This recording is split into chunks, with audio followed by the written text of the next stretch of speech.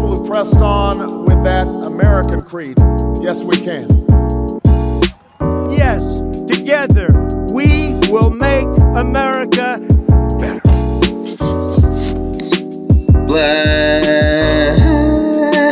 Black cracker. Welcome to the next episode of. That sounds like you've been watching too much Tiger Belly. Yeah. I might have been slightly influenced. Worse singer than I thought I was.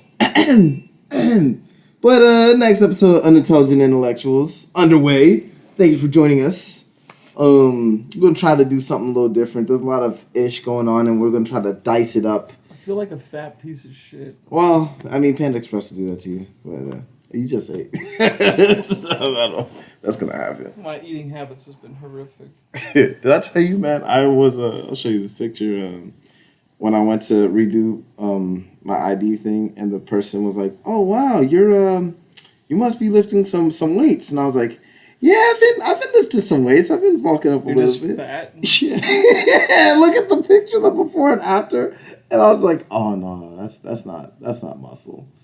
I was like, "Oh, you're so nice." That's Panda Express. Fatty. Oh, orange chicken tastes good. But yeah, whoopsies. But yeah, we'll try to dice things up. And so we could try to rifle through as much stuff as possible, because we could easily get stuck on talking about any one of these important things for too long, and then ignore everything else for like 5 episodes straight. Like, you know, something that happened recently. Like, we started doing that. The last 5 episodes, just like it's a compilation of like 15 hours of race. But yeah, so we'll rifle through real fast, and then we'll just come back and make it a continuous thing, an ongoing conversation, if it's noteworthy, and go from there. But yeah, first of all, we're gonna start off with some viral moments. How much we hate black people? Of course, yes. At the last cross burning that we went to, we were talking about this a lot, and so first I guess we could talk about the mongrel. What is it? What do they call them? I don't even know. Mongoloids. Mongoloids. I think that's what they call black people. Oh, that's great. I'm trying to be scientific about it. Thanks, Grand Wizard. But Jesus. Ugh, I'm sure that one hurt it. Oh my god! You looked at the other side like it's a different asshole. Oh my god! No, it's like that. Nah, man, I'm not even curious. Not even curious. I'm gonna go ahead and. It smells like straight bacon and hot sauce. Oh, fuck you. How did that process my body so quick? Yeah, I'm like, Just ate it.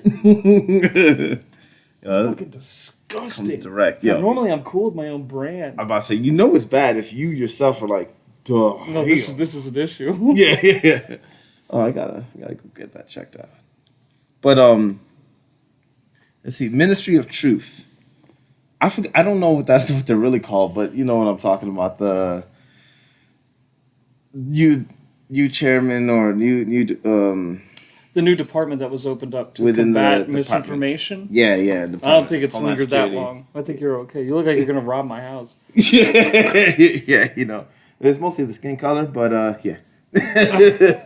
But yeah, the ministry. You know, when I thought about when I heard about this whole thing, I was like, oh, this is like a late April Fool's joke or something. Like, this is stupid.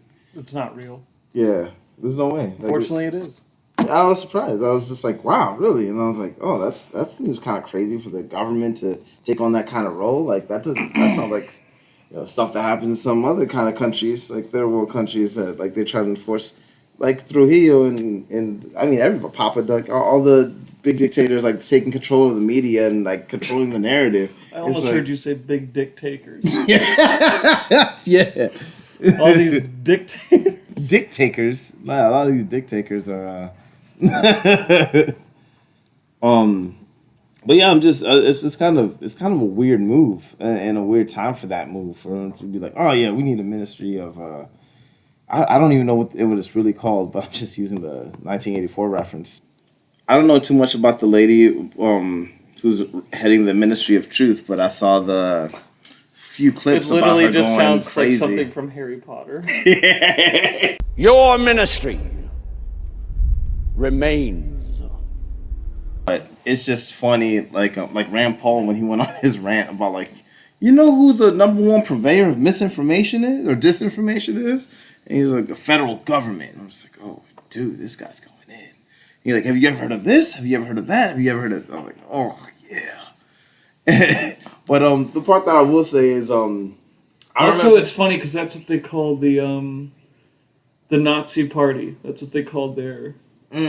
They called it the Ministry of Truth. Wow, really? That's crazy. I believe so. I know in the Orwell book, the 1984, they have a Ministry of Truth, but it's like very dictator-ish. And it's Of like course, yeah. It's taking all over controlled information. Yeah. So it's just The like ministry. Who I hate who I want to meet people that actually like think that that's a good idea. yeah, like the expertise. I think it's just like We need to combat misinformation. So the government that we know lies constantly about Yeah. everything, just like most governments do. Yeah, It's not yeah. like it's secluded just uniquely. to America. Yeah.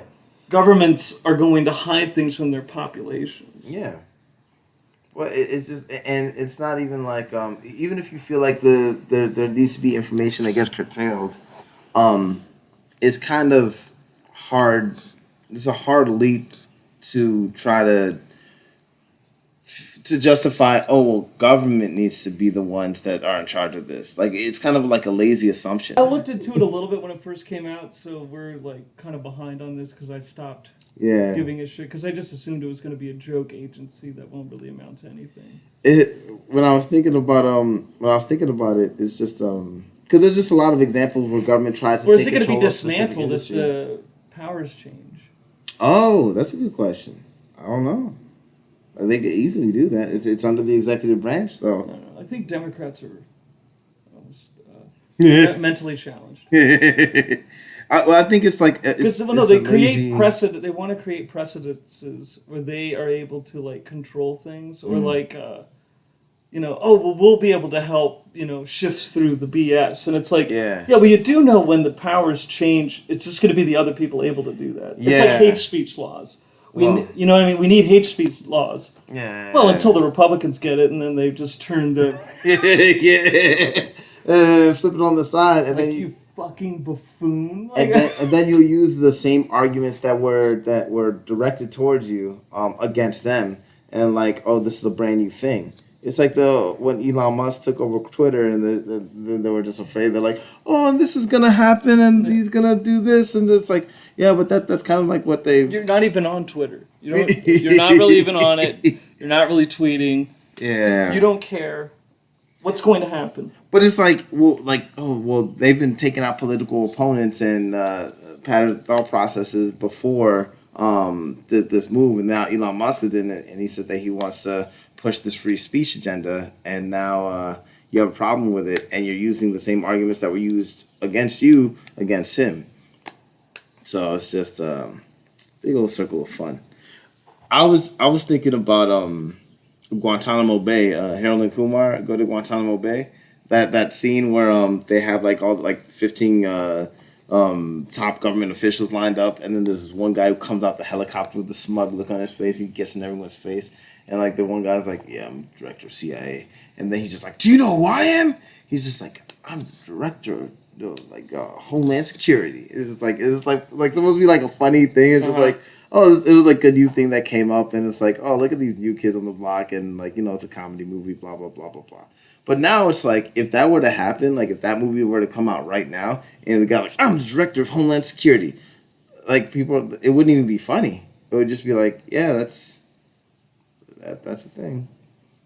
And it's not even the entire agency. Like there's like 15 different sub agencies underneath it, like FEMA, the Secret Service. They're like, oh, pretty legitimate, been around for longer than even DHS has been around. But this whole new Ministry of Truth is like, it's muddying the water for everybody.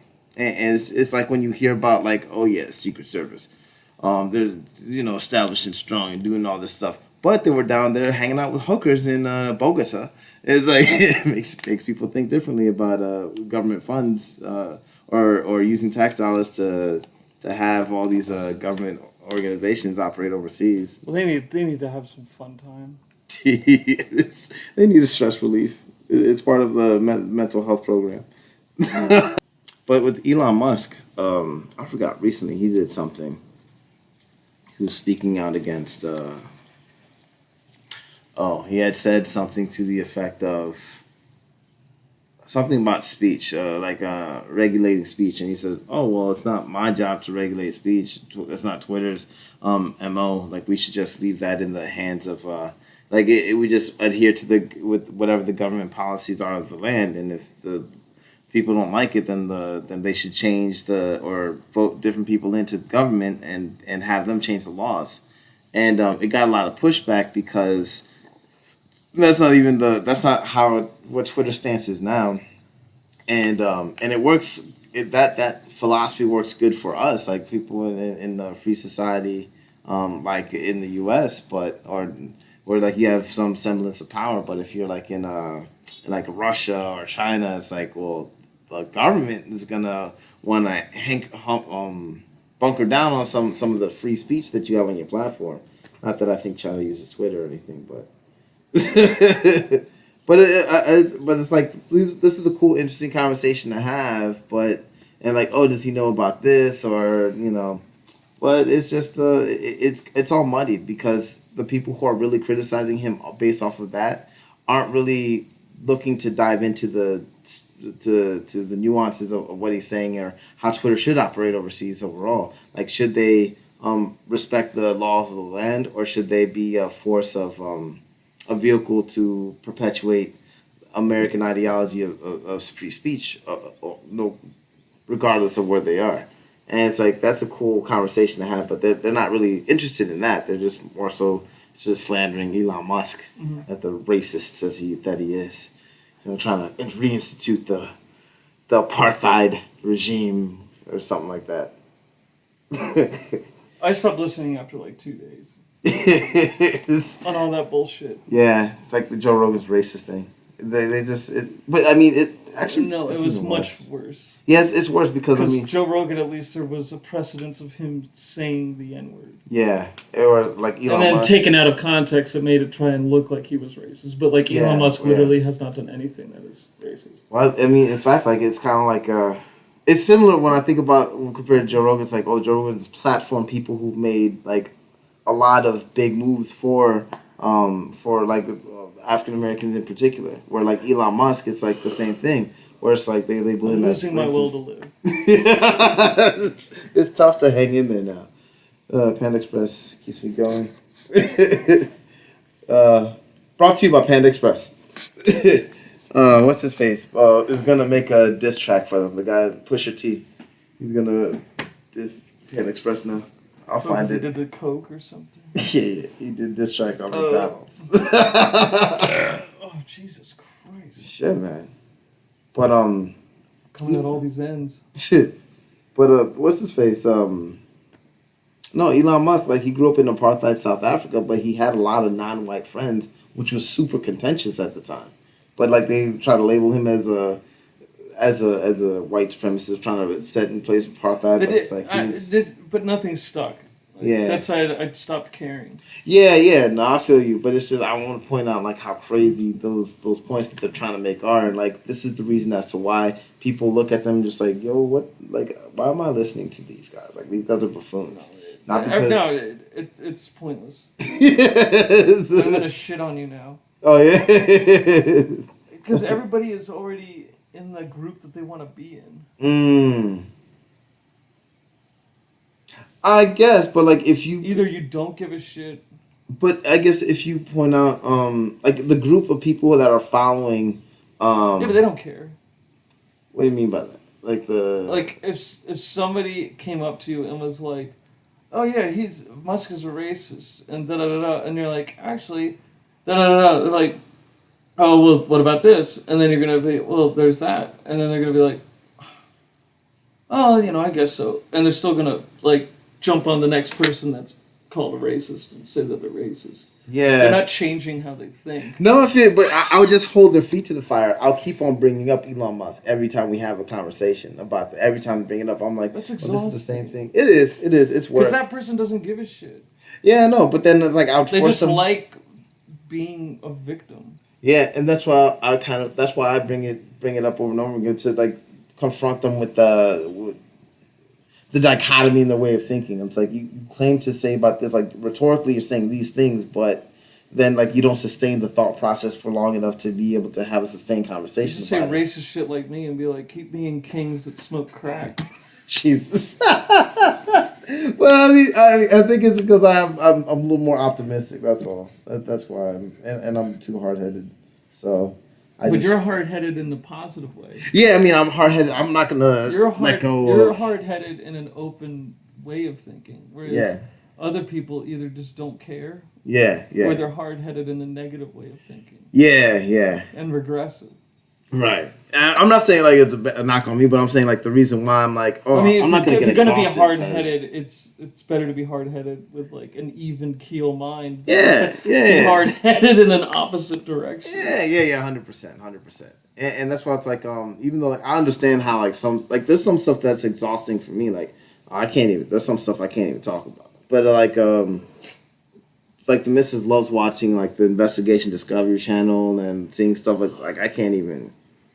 I can't watch shit like that because it's just like I hate like I could watch a story about it, but I don't want to see like someone who's like really or a situation that actually happened. Like I can't take that shit. What do you mean? Like have you seen like the First 48, Investigation Discovery, all those cop shows, with like someone doing like terrible shit to kids or like people doing Oh, you don't like that? Yeah. Like when you sit down like watch this person like that Netflix thing everyone's talking about the kid who got like beaten to death and like social services were attempted to be called. They made visits to the house, but it's like no one really did anything, and then eventually the kid ended up dead. Oh. Yeah, stuff like that. It's like I can't. I'm like a sociopath. That doesn't bother me. Yeah, it bothers shit out of me, man. I could listen to that stuff all day. See, yeah, that's how my missus is. But I'm just like, yo, like I'm happy that like that's a superpower. Like we need people to focus on stuff like that to be. And she wants to dive into psychology.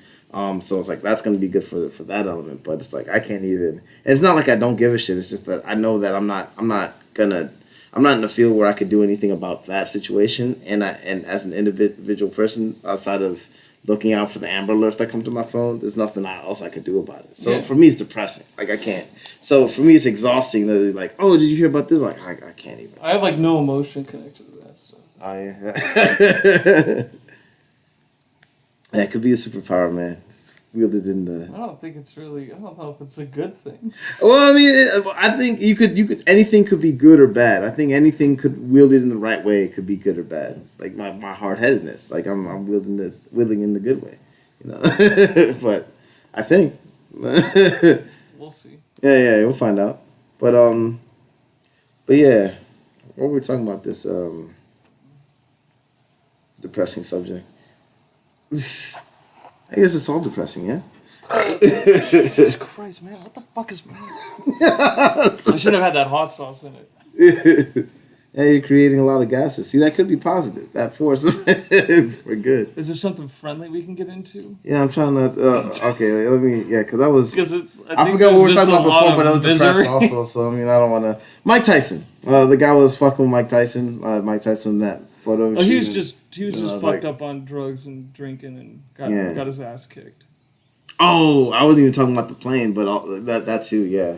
What about Mike Tyson? It was this guy was just messing with him. Like there was a photo. They were taking a photo or something like that, and that's the guy got punched. Just came in. Is that all the same thing? Yeah, maybe it's all the same thing. It's just different angles.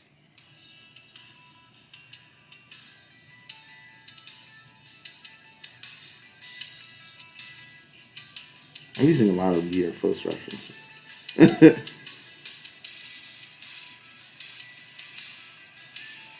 Oh no, this is something different. Okay. Yeah, that guy. It's just. Oh, girl, I don't know, but What happened? They just like try to like he was about to take a picture. Somebody just put their finger like in his nose. Getting ready to take a picture. Yeah. I don't know. I don't know what that. Nothing else happened after that, but it's just like people keep. Well, that's meaningless. Yeah. Well, I guess so. I comparison to the other one. Yeah. The other one definitely overshadows that. But it's just funny. The guy who like, I don't know why people keep fucking with him like that, man. Or. I don't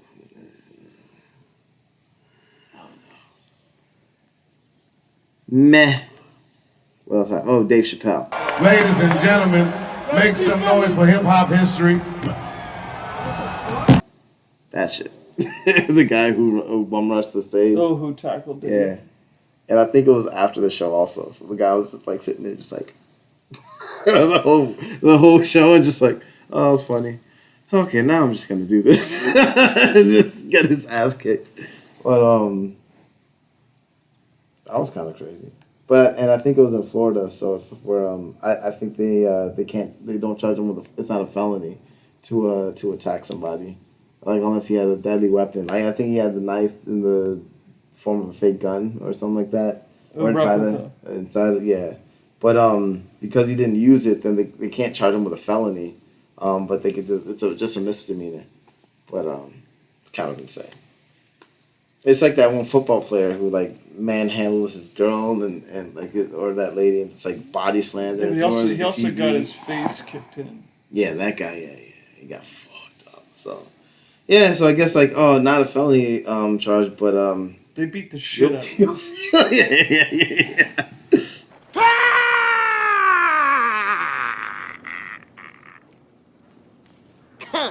It's just crazy, like and I don't know if I know Chris Rock was there. Was that Will Smith? And I know Jamie Foxx was there in the fucking Django outfit. The goddamn cowboy hat. You got your face stopped by Django. No, he just had the cowboy hat on. It wasn't Django. I know. That's how I see it. Django? I want him to be Django. Every time I see him in a cowboy hat, I just picture that one time when he has that long thing of tobacco and just sunglasses just what but yeah, that shit was crazy, man. Mental health is a thing. I don't know about that dude. Did they find out what was wrong with him? I don't know. I think he was supposed to. I think they said he was trying to stand for something, but it didn't make sense. It didn't match up with what Dave Chappelle, and they were just like, yeah, he's mentally disturbed. They tossed it up to that, so I'm just like, oh, okay, fuck. But it's stupid. Like, I mean, people just do stupid things, and I guess that's like goes back to the whole the Ministry of Truth thing. Like the kind of people that would rely on the government to do something like that is like it's like an argument that's been ongoing since like America's been established, or maybe even for people in general. Where like, how much can you trust people to do the right thing, or to have like the faculty to be able to figure out what's what. Yeah, don't say gay. Next up, the docket. But as far as the don't say gay bill, or Florida DeSantis taking all that the special tax privileges away from Disney World, where now Disney You World. want to get into that? Yeah. Okay. So I was going to say we could go into the examples of the people that are already getting canned. Oh, people getting canned over that instance, or what do you mean? For what are you talking about? The don't say gay or the don't say gay? Yeah. What do you mean? The Minnesota? Yeah. No, they're just getting arrested. Yeah. Okay. And then never allowing to be set foot in that arena again. Like, makes sense. Appropriate response. But yeah, who's getting canned for the don't say gay? I haven't followed that aspect of it. Why not? That's the fun part. Well, I thought it was I don't even know what the real bill's called, but I just thought it was like it's not a contentious bill, so I didn't think like, hey, when the school system, when you're taught about sexual education, that's when you can introduce these things, but until then, don't talk about it. That makes sense to me. So I just didn't like when people make their stances, I was like, oh, people are pretending to care about this thing, but then they like they're just psychos. Yeah. It's not about caring. They're just psychos. Like all the Bruja died down after a while, but now it's trying to. It's only you're never gonna hear about anybody getting shit canned unless it's somebody who didn't do anything wrong. It's gonna be some homosexual, trans, black person. Yeah.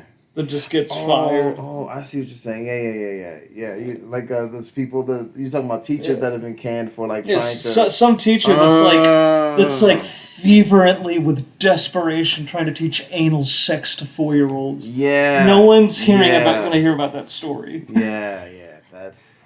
They just need to learn about anal sex, and they're like shaking because I haven't told enough adolescent children about anal sex. Yeah. I remember you were telling me some stories about that, and I was just like, what the fuck, man? Like in kindergarten, like the 5-year-olds, I'm like... No, there's people that have taught kindergartners about ethical masturbation for children. Yeah, I'm just... How to experiment with their body, which I think you're a pedophile at that point. Yeah. Why are you teaching 4-year-olds about how to masturbate? That's weird as fuck. Yeah, because I mean, like... It's one thing to be like, it's okay to explore your bodies. It's all right. Yeah. And maybe encourage some form of that, but to be, like, explicitly, like... No, I teach children about ethical forms of... I ethically try and teach 5-year-olds about masturbating. I think I saw a thing about Patrick Bet-David. Finally got his name down. When he's talking about when he was talking to his kids, he'd be like, hey, that thing there, that's for you and someone special later down the line. And so, like, that's for you to play with, and for someone special down the line, they're like, ooh, Dad. And he's like, but there's something you have to know. But he's like, but that's not for anybody else to play with. Anyone else tries to play with it, you let somebody know. And I was like, oh, okay. I was like, that makes sense. Like, that's the just safeguarding against pedophiles type of conversations. Like, oh, that's okay. I would permit that. Especially for young kids, because they wouldn't even think about... These people are the pedophiles. Yeah. See, like the but they're not. They're talking about. But they are. They're not the pedophile, but they're pushing this kind of, it's real dicey. I don't think they intend to be. No, they're just psychos. I was gonna say stupid. No, they're lunatics. Yeah. It's the person that hasn't been fucked. No sex whatsoever, not even like really relationships. They're 55 years old. They pray the rosary every day. They're going to church all the time. And they're just like, and when you meet them, they're like, hi, Robert, you're looking nice. And you're just like, they're just insane. They just have done no real thing in life, but they've been able to latch on and hold on to like their faith. And like, that's like something that helps them get through the day. Yeah. But I mean, these people are literally psychotic. No, I follow. But I mean, because you being Catholic, you know what I'm talking about. I came across that's literally the perfect example. It's people like that. They're just out of their fucking minds, and they don't know how to function, but they've latched onto that, and that helps them get through it. Whereas these people are just latching on to something else. Yeah. Well, I need to tell them. Yeah. Have you thought through this process? With the same level of like religious. Why do you need to talk to children about their gender identities? Yeah. That's odd. That's a weird. That's a weird. No, so it's like people who just like that focus on an ideology. They're just like, okay, well, especially not religion, but it'd be like I need to have one-on-one with kids, and I need to find out if they're autistic. Yeah, I need to know if your kids are autistic. We need to have a conversation with the kids. Are they autistic? Did you look to see if they're autistic? And it's yeah. All right, not every kid is autistic. Yeah. There's a good chance that no one in your classroom is autistic. Yeah, I never made that connection that like there were because I was like I attribute like the religious. Yeah, like or religious, like the same type of religious rigor that some people like pursue. Like well, I'm gonna hold on to these ideologies. Like someone holding on to the ideologies in that same kind of way. Like It's I kind of made the religion. connection. Yeah, where I'm just like, oh, like an ideology, like a religious ideology. Because But- this wasn't a religion 20 years ago. Right, so it's like Where it's now, kind of now it is a religion. well, Like you have to know and agree and be on point. right. I don't want to be a bigot. LGBTQIA plus 104352, and you're like, okay, like you're not a bigot if you miss one. Yeah. You need to relax. Yeah, it's like you have the like, no, it's 3 in 1. No, they're 3 separate beings. Like, ah! There's a plus at the end. I forgot the plus. Fuck. Yeah. Like, ah! Yeah, but I get, but I made well like I saw the dichotomy between like religious zealot versus someone who's like an ideological zealot, but I never thought about it in the context of like I have to spread the word. Like people were just like, oh, I gotta spread the word. I gotta tell you about the good news. I gotta tell you about the good news. Psychotic. They're the same way. We're like, I gotta tell these kids. I gotta tell these kids about the dicks and puss. Like some people have dicks and puss. I never thought about it that way. Like they probably see themselves as like a penis doesn't mean you're a man. A penis doesn't mean you're a man. Yeah, they're just guessing. The doctors don't know. No one has a clue. I never saw that connection. I'm like, oh shit, that's crazy. That is crazy, but shit. So how do you weed that shit out? I would hate to imagine any teacher that acts that way though. Like, that's fucking terrifying. But that's all they do. Yeah. If they're going to act one way. Yeah. It's gonna be that way. Yeah. I guess it's scary, like how many of the because I mean all that does is reinforce the. No, it's because college degrees don't mean anything. Yeah. It's just you don't need to be intelligent to be a teacher. Yeah, you know, there's an element of because like I was happy like to move out of DC and like oh we're in Montgomery County, the good system now. But it's like there's and I was real cool with the teachers, so I mean I was really involved. But for overall in general, like when I'm interacting with the teachers, there's a level of fake there's a facade, the layer of it's facetious. It's not real. Like there's an element that they're just like they're playing a role and they're following a script and they're saying these things, but I'm not really interacting with the actual person, which kind of alarmed me. But like my kid's actual teacher, like I had a good relationship with, but like a lot of the other teachers, I was just like I don't know if this is the real person, like how they actually think. So I could sit there and like talk to them at a parent teacher, or at the open school night, but I'm not really interacting with them on a regular basis to really know who they are. Yeah. So like someone who's not really involved would be like they have that one interaction, drop their kid off, and then 3 years later, it's like the whole time this teacher's like inundating their kids in this, and it's something that they would never see or never think about. When I was in DC, like I didn't get any of those feelings. Like everyone I talked to is like maybe it's just a DC thing. Everyone's like, I'm gonna tell you exactly what I fucking think. Like, I did not have to get no level of pretentiousness. It's like, oh, this is who this person is, like for better or for worse. It's like, all right, I get it. But yeah, that element of like a fake representation of themselves. It's like that's something that this bill was kind of like trying to protect parents against, which I thought was kind of like a fringe thing, and to a certain extent, I still think is kind of a fringe issue. But the thought of there's somebody there who's with my child for like 6 hours, 8 hours a day. We already talked about this, the lunacy insane. of it compared to like if somebody was like really religious. Yeah. Like we're not gonna give a shit if someone went to our kids and was like, Jesus is the savior. We'd be like, yeah. But somebody who's like, you can fuck now. Yeah. It's like, yeah. That's a problem. I need to teach you how to have an anal sex. Yeah. That would be a problem. I'll be fighting against some fucking psycho with a mohawk that's dyed lime green. Yeah. Oh man. I'm non-binary queer questioning, and you're like, and we're not profiling here. It could be bright orange too. Mohawk. Could be a bridle. Well, yeah, but that's terrifying. Like, it could look like anybody, but someone could hold those thoughts and feel that and think that no way. normal person. No, not a normal person, but like there might be a teacher that at your kid's school and who has this thought or that possibility. That's where like, I think this bill stemmed off from, even as fringe as it is.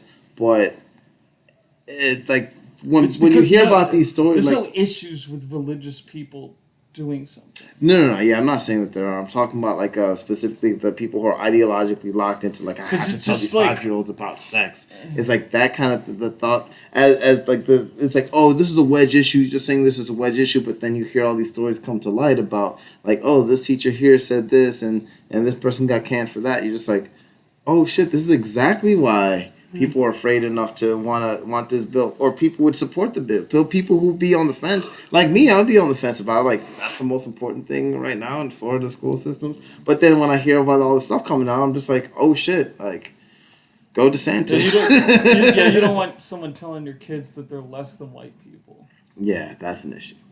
But I mean, you can't help it. Yeah, there's only so much you can do, and that's you're gonna be like. Yeah. Are you giving my kids a loser complex at 7? Right. And then it's like, even over something that like actually happened. No matter how hard you work, you won't be able to amount to it. Yes. There'll always be a white person in your way. Yeah. Yeah, man. That's way too much, yeah. That's but Disney's rolling the don't say gay thing, the whole oh well, fuck the them. movement. But it's like, but I don't think that's kind of retaliatory. It's like, I mean, if they were, I'm not familiar with what Disney is saying on this specific thing. But if they're misrepresenting it, of like, oh, of course they're misrepresenting it. Yeah, like in their rhetoric, there's like, oh, the don't say gay bill. It's like, well, that's not what people it's still called. think that you can't talk about it. I have to look it up because I don't even know what the actual bill is called. What is it called? I don't know. It's like education reform or something. Yeah, I just feel like I'm swept up into the same thing. The so-called.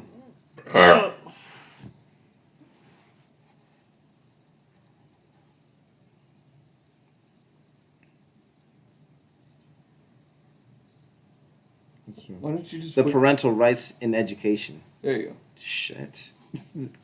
Parental rights in education. Don't say gay. But yeah. If Disney is officially stop doing this. I hate it. You keep defending Disney because Disney's you defend Disney man. with Marvel. No, it's not. It's all right. Like was it the hating of Jews or shitting on Japs that made them so fantastic? No, yeah, those elements fucking like these guys are assholes. Like to this day, like that's the question. Disney that is just answered. overcompensating for how racist it was. Yeah, that is pretty Disney was incredibly racist. Even the Bugs Bunny and everything. The white gloves are minstrel. Oh, it's an homage to minstrel shows. I didn't think about that. Yeah, like everything about Disney. Oh, wait, but that's Warner Brothers. Yeah, but I love them. Same thing would be Mickey Mouse. Yeah, Mickey Mouse has the same gloves. Yeah. I'm sorry, I don't think Bugs has gloves, but Mickey has gloves, and that's minstrel. It's an homage to minstrel shows. Oh wow, yeah, I didn't know that. So, yeah. hello, you N-word. Yeah. It's just I'm gonna touch you with my N-word gloves. Yeah. Hiya, guys. I'm gonna give you a hug. Yeah. Come here, chocolate. Oh, you feel like your credit score sucks. But I mean, like, I guess it's one of those things. Like for Disney, like I mean, at least with me, it's like, oh, it's what it. I mean, in the '90s, they're fucking onwards, insane. it's like, oh, this is what they. Well, but like the president came out and said 50% of all our characters are going to be LGBTQ. See, that's a different thing. You keep acting like Disney is just some nice organization. Well, I'm not saying that. I look at, it's kind of like, and I do the same thing with anime, where like I won't look behind the scenes like, oh, what did this person mean like this? I'll just look at the art piece itself and have an opinion on the art piece. and the significance of the art piece. And so, like, oh, if this is good, if it's bad, if it goes this way or that way, like, I just look at this. Because this is all I really care about. I give less of a fuck about what they intended this or that. It's like, I don't care. I don't know what your intention is. But if the mission point of a company is unethical. Let me try to give... I wonder...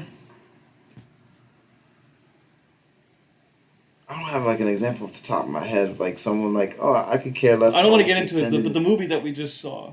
Yeah. Oh, you know what? That would be a perfect way to talk about this. I don't want to go into too many details. Oh, really? I think it'll be worth it. I think that would be dope. Yeah, I gotta blow up the bathroom first, though. I pulled my money out. The only thing I have is real estate and Bitcoin. I mean, not Bitcoin, but crypto. But yeah, the universe of madness, Doctor Strange. Just because I don't know how else to think about, like, I don't know what their mission was for the, like, they could have been like, oh, well, we want to represent this many people, or we want to showcase this and that, and I could kind of read between the lines of like, oh, this might be what they want to do, but I like looking at the showpiece and not what they intended for it to be, but what it is. Uh-huh. So when I look at Doctor Strange, the Universe of Madness, it's like, oh, well, first of all, it was awesome. It was a magnificent movie. But I've noticed, like, there's a couple. Well, now I lost my train of thought on what we were talking. Oh, first we were talking about the "Don't Say Gay" bill, and then we're talking about Disney, and I was defending Disney like I always do, and then you're like, you piece of shit. Yeah, why do you Disney? Because as what it represents, like what it showcases, the art pieces that it puts out, I think is does more good than harm. I don't think it does. I don't even know I don't even think if their intention was to do harm, then that would be an issue. But I think their intention is to do good, even though their ideology might be skewed teaching one ethical way. masturbation to 5-year-olds there's no intention for harm. Well, before, yeah, but that's a problem. So like so that's an example where the ideology, like the intention, like isn't a good place, but the showpiece is fucked up. So I'm gonna criticize the showpiece. Like, no, you're not gonna do that to my kid. Like, we won't have a problem, like a serious problem. So it's like apparently not, because you like Disney so much. I'm not in Florida, and ain't nobody talking to my kids like that. So they would have got something for their mouths. But like Disney, I'm not defending. I'm like Disney as a corporation standing behind the bill. Hate you. Like if Disney. You had too nice of a childhood. Yeah, no. Grandma loved me. Parents were sorry, man.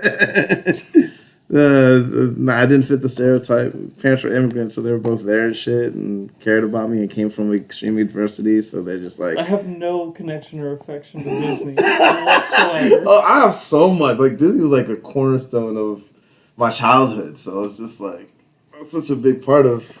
I guess that's why I have that strong bias towards Disney. Where I'm just like, oh, Disney, yay. Until Mickey gets fisted by Goofy. Jesus Christ. I haven't seen that episode. But like overall, like they'll have a series of stories where it showcases all these things that are essential for like essential lessons. Not that you have to watch these in order to develop, but they're essential lessons that are taught through these stories that are important to teach children. And I felt like I grew a lot from those showpieces when I was a kid. So and like now, like there's stuff that's coming out now that I never thought about back then. I'm like, oh yeah, like it's always showing like the princess is always waiting for a prince to do something. I was like, oh, I never thought about that, but okay. But the lesson overall was like it was always beneficial. Like in I don't want to dive into all the Disney stuff, but we could talk about it specifically in Doctor Strange or what Disney's doing with this move with supporting the Don't Say Gay bill. So what do you think about the Snow White and there being no dwarves? It's kind of a weird take. See, my thing is like I don't even know that argument. I'm just like, wait, why they were kind of pivotal to the story. Because like, Peter Dinklage complained and said that it's like bigoted characterizations of little people. So now there's no more dwarves. But wait. How can they be bigoted characters? They're literally dwarves. So I mean, like, what are? So where does this love for Disney come now, huh? No. Like, it doesn't, like, see, like, I would what is that, like? I'm not gonna, like, overall, like, I look at, like, wait, but they're it's called, like, it's Snow White and the Seven Dwarves. It's like, yeah, they're dwarves. It's racist. That's what they are. They're not a race. They affected that. But it's like, oh, like, if you take it out, it's like, oh, okay, like, I'm not gonna lose my hair over it, but I'm just like, oh. Well, what about all the little people that could have gotten jobs and now they can't get jobs? Yeah. I thought it's kind of like for me when I was a kid, like, that was like an example of what Inside Out was. Like, Inside Out showcased, like, oh, there's this, like, you're in this girl's head. This person's this is the anger. This is happy. This is sadness, and this is envy. This is how they all work. And so, like, with the Seven Dwarves, it wasn't like, oh, it's just seven little people hanging out with this chick. It's like, no, there's sleepy, there's mopey, there's all these emotions. You could showcase, and the kids could watch that and be like, oh, that's how you express yourself. That's how you showcase emotion. Instead of internalizing however you feel, like, here are these seven characters that are the epitome of their namesake. Well, now it's no more. Yeah, like I would be curious to know if they're gonna have a system where they replace those characters in that movie, or if they're just like, well, we have Inside Out now, so I think it's useless. And some people reached out and it's offensive, so we're gonna choose not to do it. It's like, oh, nobody reached out. Yeah, well, that's kind of a weird take. It's kind of a weird move from. I'm just like, I don't get it. Oh, yeah, I don't agree with the move. Oh yeah, I don't agree. Yeah, I wouldn't. Fucking with you.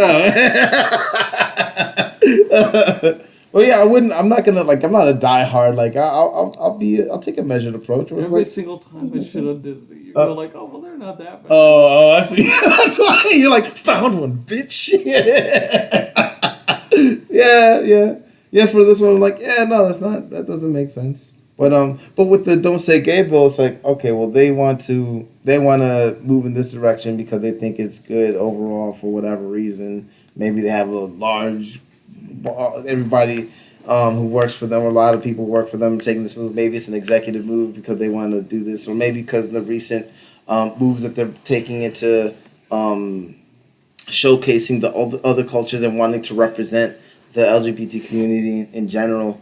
Why they're moving in the direction, like, oh, the activists are moving this way, that's the way we're moving. And that's what they're doing. Yeah, so then in that case, it's like, okay, well, they're going to be following the activists. Yeah.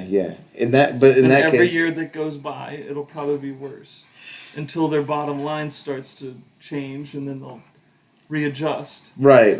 And my thing is, well, if they're gonna do that, then it's like, well, they're not showcasing the kind of restraint or thought process to be able to discern between what they really want to be about versus not. They're just it's just a lazy general approach. And if they're taking the lazy general approach, eventually it's going to be, like you said, it's going to get to a point where it's like, oh, this is not tenable. Yeah, the president, they have two kids. One's trans and the other one's pansexual. And I think they're both under 12. Yeah, that's... Or under 10, something like that. They're young. I see it, like, everybody raises their kids differently. That's not how I would raise my kids. That's not how I would recommend other people raising their kids. I even speak out against that form of... So I could be against him as a parent, like, personally. It's a woman. Her as a parent. It's very sexist of you. You assumed the CEO was a man. Yeah, it did. Yeah. I'm sexist. See, that's because of Disney's fault. Because I grew up. I like that.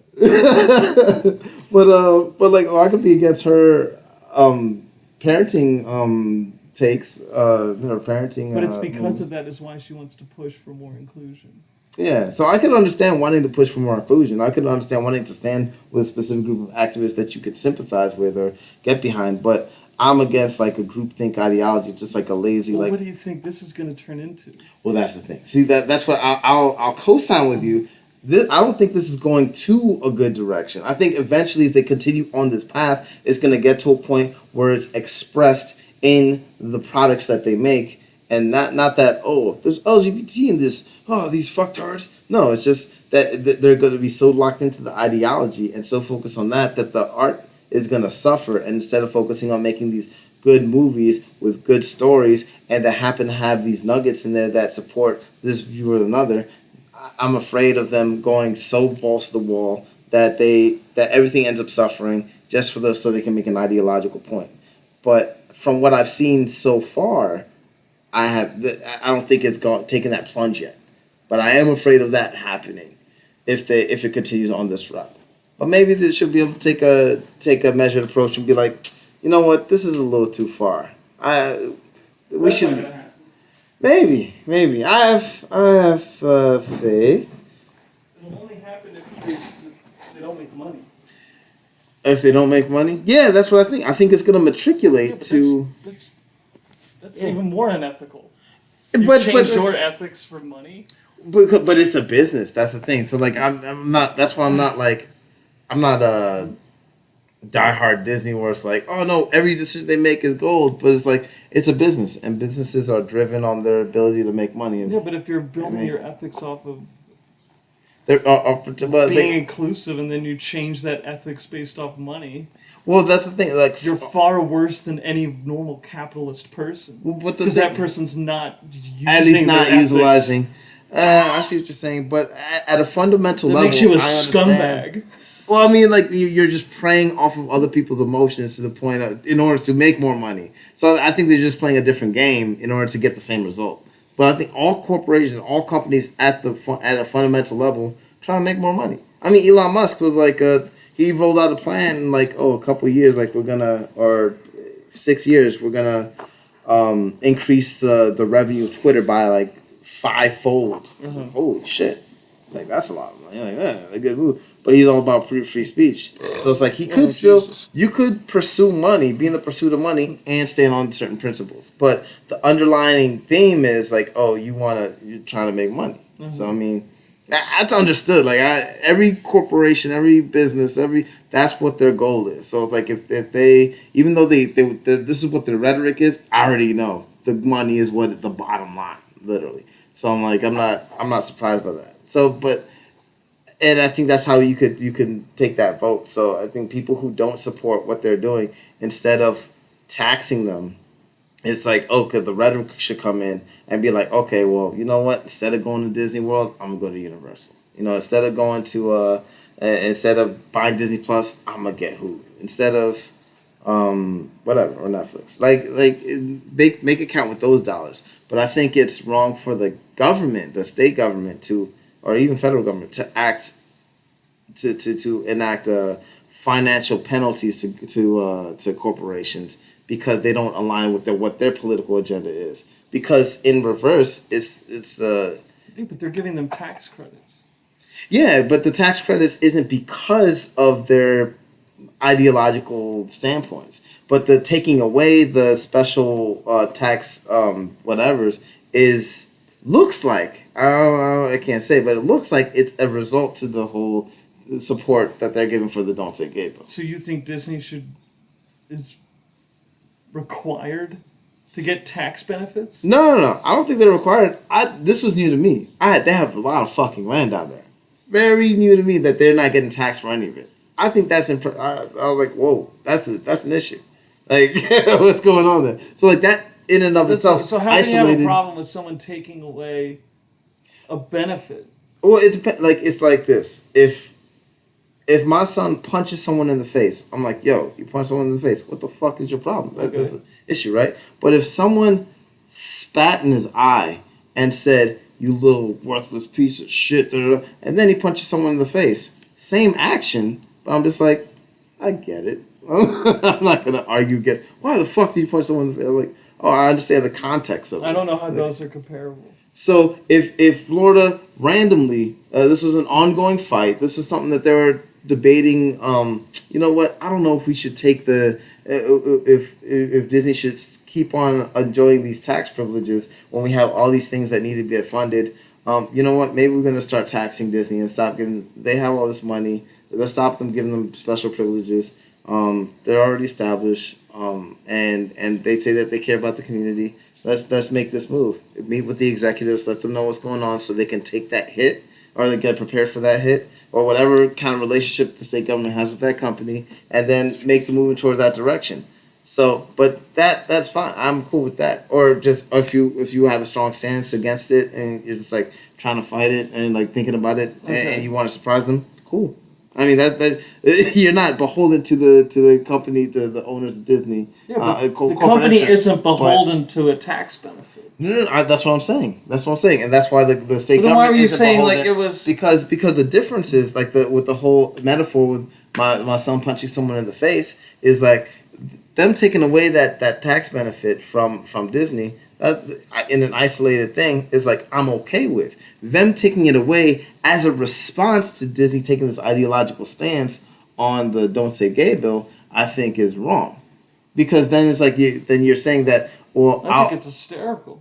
Well, it's a bad precedence, because then it's like you'll be financially rewarded as a company, which is your bottom line, which like the whole thing that you're about. You'll be rewarded financially if you fall in line. How would you be rewarded? By getting this tax benefit. Have they done that? No, but they've done the opposite, which is kind of inferencing that, oh, well, since you're against us, now we're going to take away the tax benefit. It could be a coincidence. Yeah, so I don't know. Disney's, they're a bunch of cunts. Yeah, but this besides the idea. They completely misrepresented him. Yeah.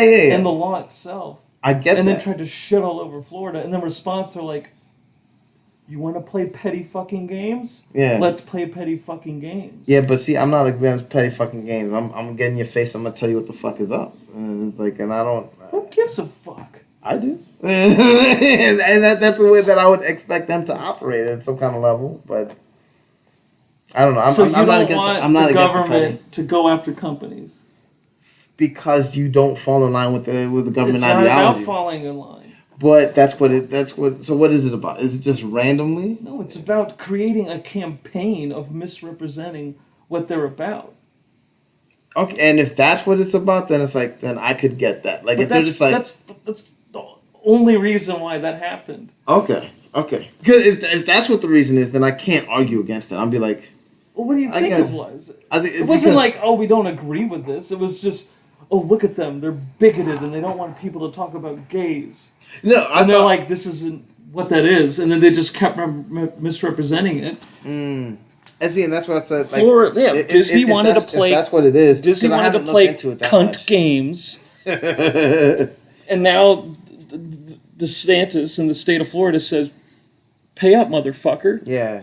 No, I get so that. Okay. I get that. Like what I'm saying. With financially punishing companies that want to fucking purposely misrepresent what the state government is attempting to do. That's confused. Okay. I was like, yeah. No, those are different things. Like, I was under the impression, and to be fair, I haven't looked deep enough into it to know what's what. But I was under the impression that, well, because Disney's supporting the Don't Say Gay bill, or against the Don't Say Gay bill, then Florida took away the tax exemption. No, they were calling him like a bigot and a yeah. Like a so homophobic. If that's but you like, you see where I'm coming from, where it's like if it was this and then this was the response, I think that's wrong. If it's because they're attacking Disney misrepresenting what the bill's about and misrepresenting the local government that's of their state, then it's I think that's a different conversation. Disney wanted to go to war and they got burned. Well, if you go to war legitimately, like if you go to war and like you're standing on this side, they're standing on that side. They bashed him. They bashed Florida. They bashed the Florida Supreme Court. They then came out and said they're going to have 50% of their characters going to. They called for open war against him. But I'm saying there's like a good like political war. It was open political war against him. He had an ace in the hole, which is. You're a bunch of cunts, and now I'm revoking your special privilege to not pay any land tax. No, I get that. Go that. Fuck yourselves. Yeah. I'm saying in a different they played context. a hand, and then he responded. But if their only hand was, hey, I'm against this bill. Like if they said, and I don't know what the parental. No one is making any measured response to any of these things. But if they did, which is what I thought they did because of my bias assumption. this I thought benevolent we've already company. been through this about what Disney does. No, I don't know what Disney said specifically about the Don't Say Gay bill. So I mean, if they did say, I can look it up for next How time. can you have an opinion? But if they said okay, well, LGBT activists are But you against need to know this. what they're saying Right. for you to understand And that's whether what or I said. not. What I'm saying is that I made an assumption. Look it up. To be fair, that I made Look an it up. assumption. God damn it. You got a phone? Well, if they said the parental rights and education bill, it does this, and we're not in support of that, and there's a bunch of stuff that I want to get to. Okay. But I follow this up with next time. But I'm saying that in the context of if they're just like, oh well, this is the bill and we're against it for these reasons, and we feel like it's just a wedge issue and there's more important issues to talk about, and us as a company, we're taking the stance because these people need to be more represented. 50% of our characters in the future are going to be represented in this way or that way, and blah blah blah blah blah. So if they did that, and then in response, the state government was like, nope, we're gonna take away your tax benefit. They're in open war like that. They played their hand. Disney played their hand, and I think that was unwarranted, underhanded response. But if it's like how you said, you're probably more well versed with this. Just because I haven't, I don't know what specifically Disney has said. But if Disney was misrepresenting the bill on purpose, calling it the "Don't Say Gay" on purpose, and calling everyone bigots and character attacks on the political establishment of that moment, then it's just okay, that response, because of the character attacks and because of misrepresenting a bill, now the company is directly involved in the public opinion of the law. So now you're interfering. That's not a legitimate law. Legitimate war. You're interfering with our job. Well, also, and so now Florida has its own. Disney has its own government in Florida. It's its own governing body. Oh, that's different. But if Disney is interfering with the law process of Florida, then it's only right for the law process to interfere with the financial business of Disney. I think that's a fair shot. I think that's an appropriate response in that measure. But Disney overall, because I want to talk about Doctor Strange. I'm listening. Yeah, let me see.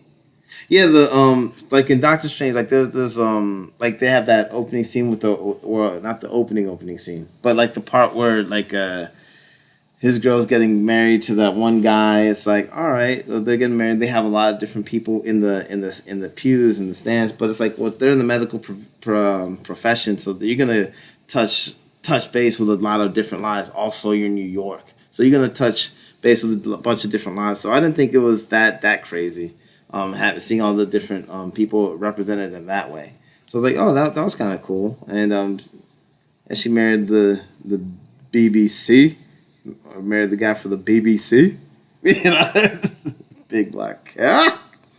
It's because it's a black guy. Making another assumption. Can you not destroy Christine's legacy?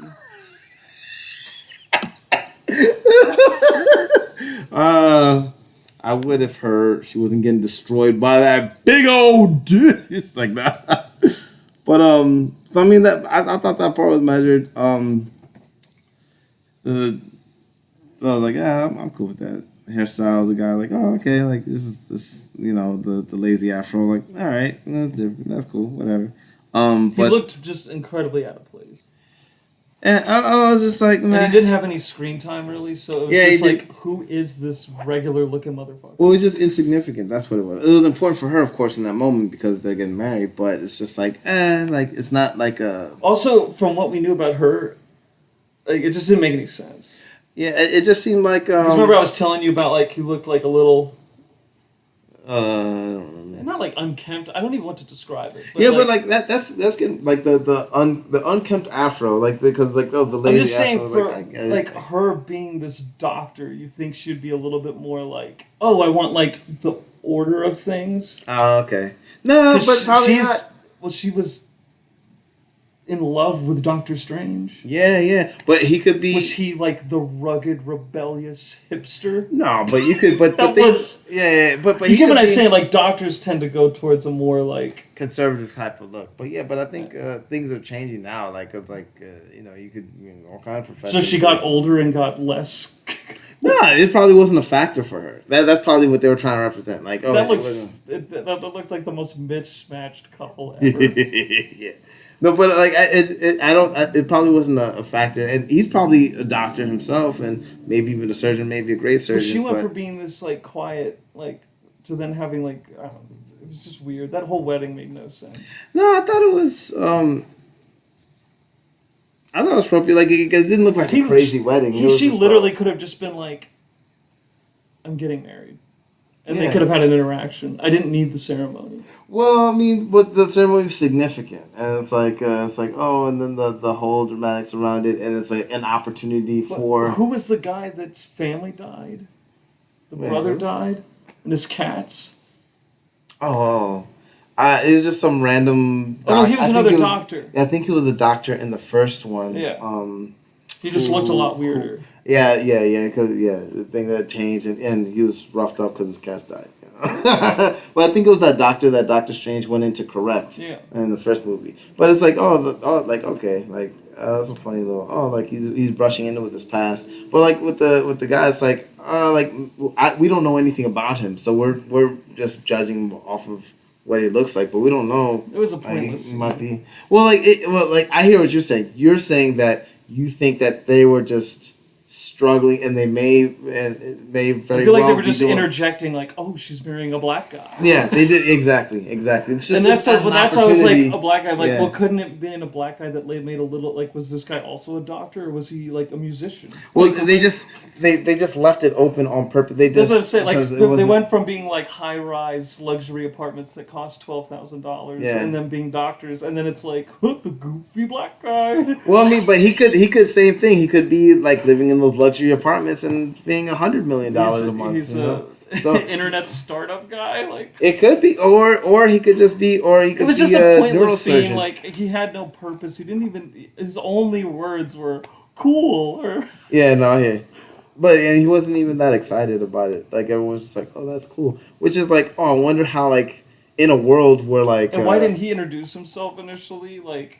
I think if there was more to it, I would have not. I feel you. I wouldn't have had an opinion, but because it was just like, oh, their interaction, they're talking, he's sitting back down, black guy. Yeah, and then yeah. it was just like, it's literally black guy again. Oh, he said a word. It's what not another teen movie was like joking at, like, oh, the token black guy, like he shows up at the party. That's what it felt to me. It was just, dude, hey, here's a black. my bad, bro. Here's a black guy. We'll just make him look like he's a regular black guy. I see. And then it felt like such. Like it was a token move.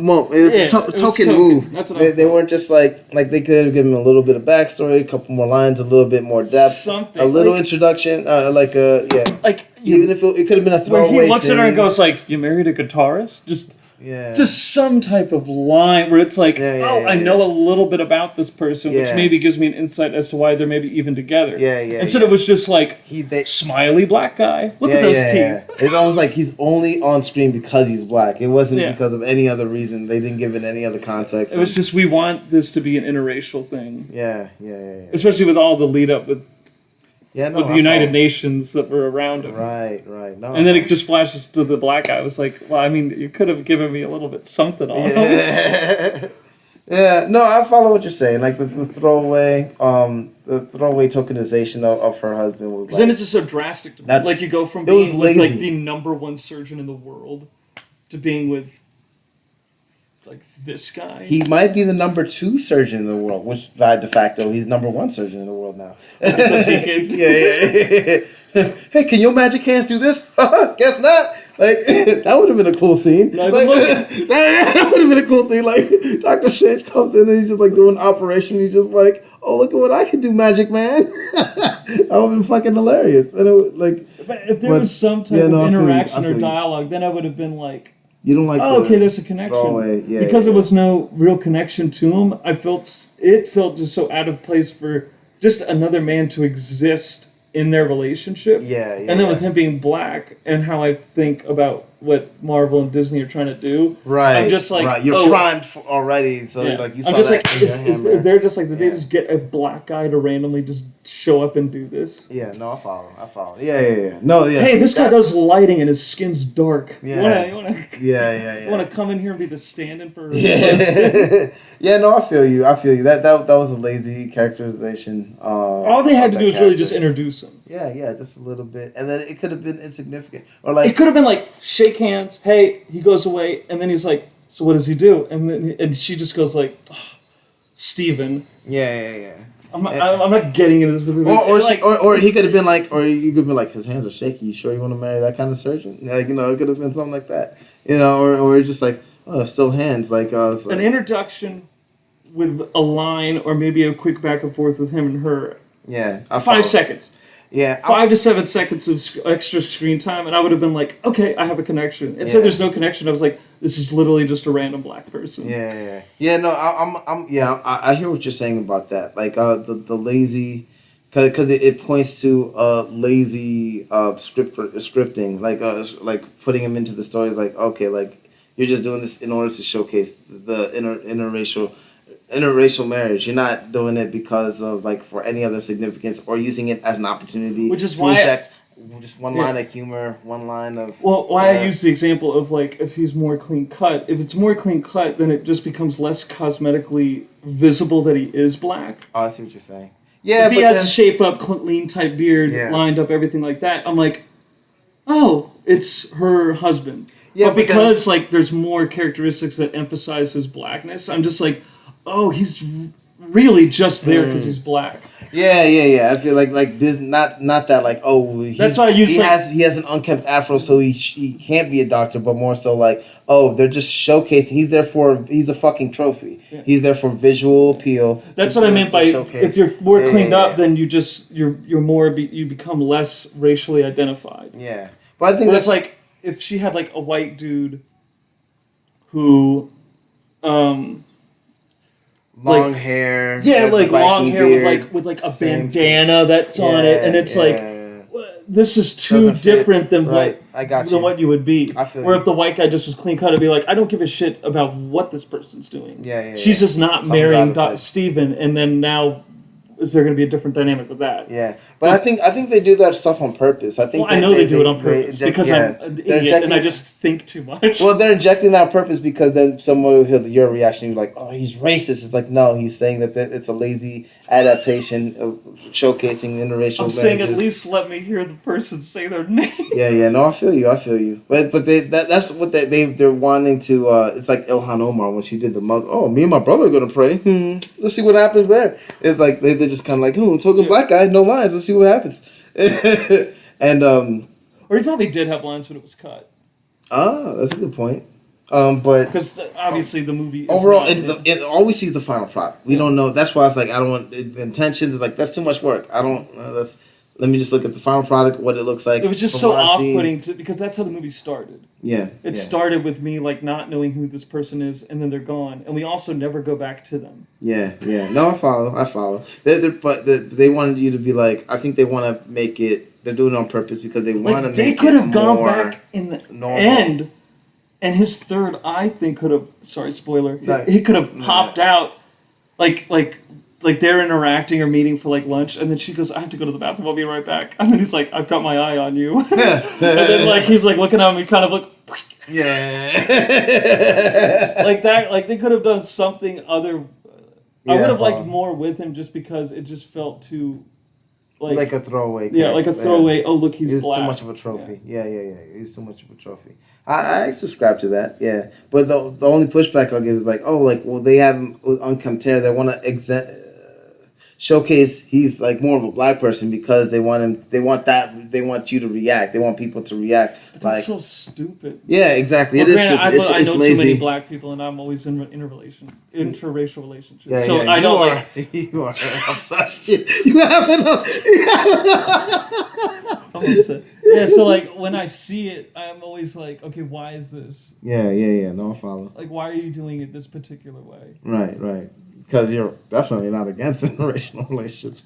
Someone might argue all you are for. But only the good ones. But Stay away from my women. they're all not. But yeah. I'm with that. Yeah, they could have definitely done better with instead of making it a trophy move. But I wasn't as upset about it. But that's just I wasn't upset. This is just me like an observation. Yeah. I wasn't conscious of what Disney was trying to do with that. I was just like, oh, like I know they're trying to move this direction. So like, but when I saw it, I was just like, oh, yeah. So I follow. But the things that did pop out at me is when she started the girl, the dimension of America. She could when she was in the bar when they were sitting down for coffee with Dr. Strange and the other guy, the Sorcerer Supreme, and they're talking about like, who are you? I haven't met before. I thought you were in a dream. Yeah. It's like no, alternate universe. And then he's like, wait, who are you? And then she just randomly started speaking Spanish, and she didn't even answer his question. And then she was just like, her Spanish wasn't helping. Yeah, it just and then he didn't understand it, and then she like kind of like almost like made fun of him for like not knowing Spanish, and it's like. He's not speaking Spanish to you. Yeah. And then she's but the other and then the Asian the Sorcerer Supreme guy, he knew Mr. Wong. He knew Spanish. So like, oh yeah, the minorities know Spanish, but how come the white guy doesn't? It's like that was too much of a that was like I didn't understand the placement of that at all. Yeah, it didn't make sense. Like if she randomly started speaking Spanish, if she started speaking Spanish, then they're like, he doesn't speak Spanish, and then she started like she spoke like Cantonese or something, and she started speaking all these different dialects because what she's learned. Yeah. And then she's like, just English? Then that would have been a little funny, but because it was specifically the Spanish thing, it's like, well, why would this... Yeah. Why does he need to speak Spanish? Right. So, I mean, it's like, it's like with Rush Hour 2. No, Rush Hour, the first one. Oh, do you understand the words coming out of my mouth? Oh, no, not even. Like, when Jackie Chan's first introduced, they like, oh, yeah, this is... he doesn't think that he speaks English. Exactly. But he speaks English fluently. Yeah, so if it was like that, if she was just pretending like she doesn't speak English, and then it's just like, she starts talking Spanish, like, oh, you don't understand Spanish? Like, what kind of... And so Wong's talking to her, and she's like, oh, okay, English then. Hey, my name is da-da-da. That would have made sense. But, like, contextually, the way that she put I hate Spanish, it when that shit happens. Because then I start overthinking, because I'm like, well, wait, you've been in all these different dimensions. Like, you would know that people aren't, like... How many Doctor Stranges speak Spanish? And like if there was like a context of that, like like if all the others did, if when they went to the other universe with the Illuminati and they started speaking Spanish to them and they're just like, oh, this guy doesn't speak Spanish, like, oh. Because like that's the universal language as opposed to English. It's like, oh, that would have made sense why she assumed Doctor Strange spoke Spanish. Instead, it was just weird that there's this like random assumption. Yeah, exactly. So, meh. I noticed that. And then because of the dynamics in this country with Spanish and everything like that, it's going to potentially stick out more having that dialogue. Yeah. 100%. And then the... But I think... I'll go back real quick. Go ahead. I think it's just more odd. Because it doesn't fit the structure of what's happening, so then it just sticks in our heads a little bit more because it's like, okay, well, why did that... Yeah. That dialogue didn't even need to take place. Right. Because it doesn't have any significance going forward. Yeah. Like, it's not like he picked up a couple of Spanish words later on and said it. Yeah. It was just a moment. Like, maybe he says something in Spanish when Wanda is, like, doing something. Because she doesn't speak Spanish. But he, like, picked up on a couple words. And then that could have been their kind of, like... That would have been good. That could have been cool. Way, it's like a smart way, like we were talking about the... Oh, it's, like, helpful to learn the other languages. Exactly. So it's, like, it's kind of encouraging people, like, oh, this is how you push that narrative in a positive direction, where, like, you're showcasing the benefits. It's because they never went back to it. So, again, I also thought, like, well, why is that even in there? Because it has no significance. Yeah. It's just... It didn't even make sense in that moment when she... So it's just... It's again lazy product placement. It was lazy tokenization. Well, it's worse because they could have. All they had to do was like have like a couple seconds of dialogue that then changes that whole thing. Yeah, and then it's like, oh, there's a connection to this. Yeah, there's a meaning behind that. That's all they would have taken. Just like I wanted a meaning behind her husband. Yeah, exactly. So the lazy because there was no meaning behind this guy even existing. I was just like. would have been funnier if it was the other white guy. Yeah, no, 100%. If it was the other doctor who lost his cats. Like, if he lost his cats, like, also my brother. And then if he just goes, like, look straight ahead, at least I got the girl. And then he, like, leaves the queue. Oh, damn. Fourth dimension, fourth wall. Because that would have, that would have made, like a connection. It's like, oh, that's cool, that's funny. Yeah.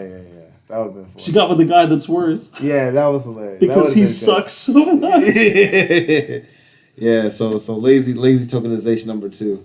At least like with later on they have another where they try to showcase diversity, but I think they did a good job with it because she was just like she was sitting on that memory thing, and then she sees her mom's, and then she's like, oh, and then Dr. Strange's like, oh, who's that? It's like, oh, those are my moms.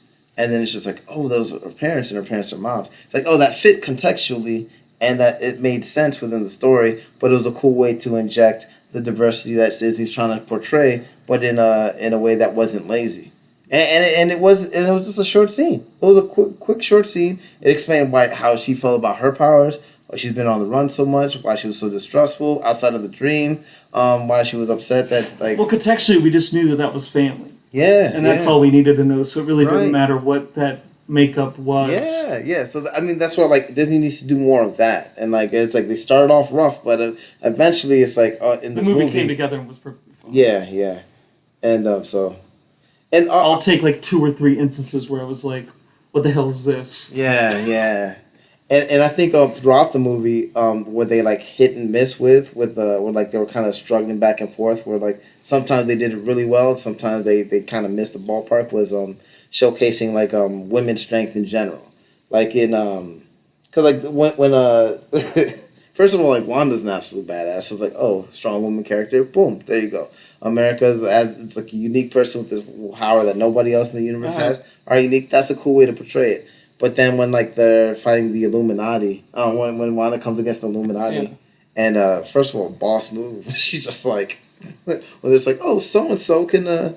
It didn't make sense story wise, because like you have arguably one of the smartest characters in the Marvel universe giving away. Oh well, so and so can take care of you in a snap. It's like it was one word. It's like, why would the smartest guy tell the person like he's capable? He knows what Wanda's capable of. Why would he? Offer her, and he knows what she's after. Why would he offer her that vital piece of information? And wouldn't he just attempt to kill her right off the bat, or just attempt to stop her, even in a heroic way, and not if he's not about that death life? But it didn't make sense. But but then like so like the smartest, one of the smartest people in the Marvel universe, like unraveled literally in moments. Which is like visually like it was badass. It exploded. Yeah, that was epic. And then she was just like, I was like, oh, I have kids too, and I was like, that part was smart. That was cool. And she's like, oh, do they have a mother? It's like, yeah. I was like, good. I was like, fuck. Yeah, that was when Wanda was like, good. I thought that line made no sense. Oh yeah, I thought it was fire. I thought it was But her just dire need to have her children in her life. That was for her to take something. That's a different those thing. kids' parents. That's different. That's what I'm saying. Yeah, that line made absolutely no sense to me at all. Wait, so you're gonna take those kids' father away, but you want to be a mother so bad? Well, she was also going to she was gonna take the mother away from those kids because. But couldn't she like it make more sense where she would like maybe have some type of second guess thought, but then her desire to be with her kids then overcomes that. Yeah, but for her to just like off the bat be like, oh, well, fuck your kids. It's like it would have been cooler to see an internal struggle, and that could have been remedied when she was when Xavier was in her mind, and then he could kind of see the visual like seeing her like trapped underground and like and she's fighting with the alter ego like back and forth about like struggling with that issue, and that would have made everything fit more sense, but as to why she was so vehemently for like, oh, I want my kids, so I'm gonna do this, and I don't give a shit about anybody else. That would at least make sense. But again, it was like that was a lazy element. Because her whole point was being a parent. Yeah. And then for her to just casually, without any second guessing at Just, all. like, Just take like 'em out. take a That would make no sense. Yeah, no. Yeah, that I could agree to that. But I was just saying like in terms of like big dick fighting verbally like back and forth. It's Well, just yeah. like Well, that as was lines fine, go, that was badass. yeah. And then when she was like, "Oh, well, that guy could say this with his mouth," and then she was like, "What mouth?" It's like, "Oh fuck!" Like that was some scary shit.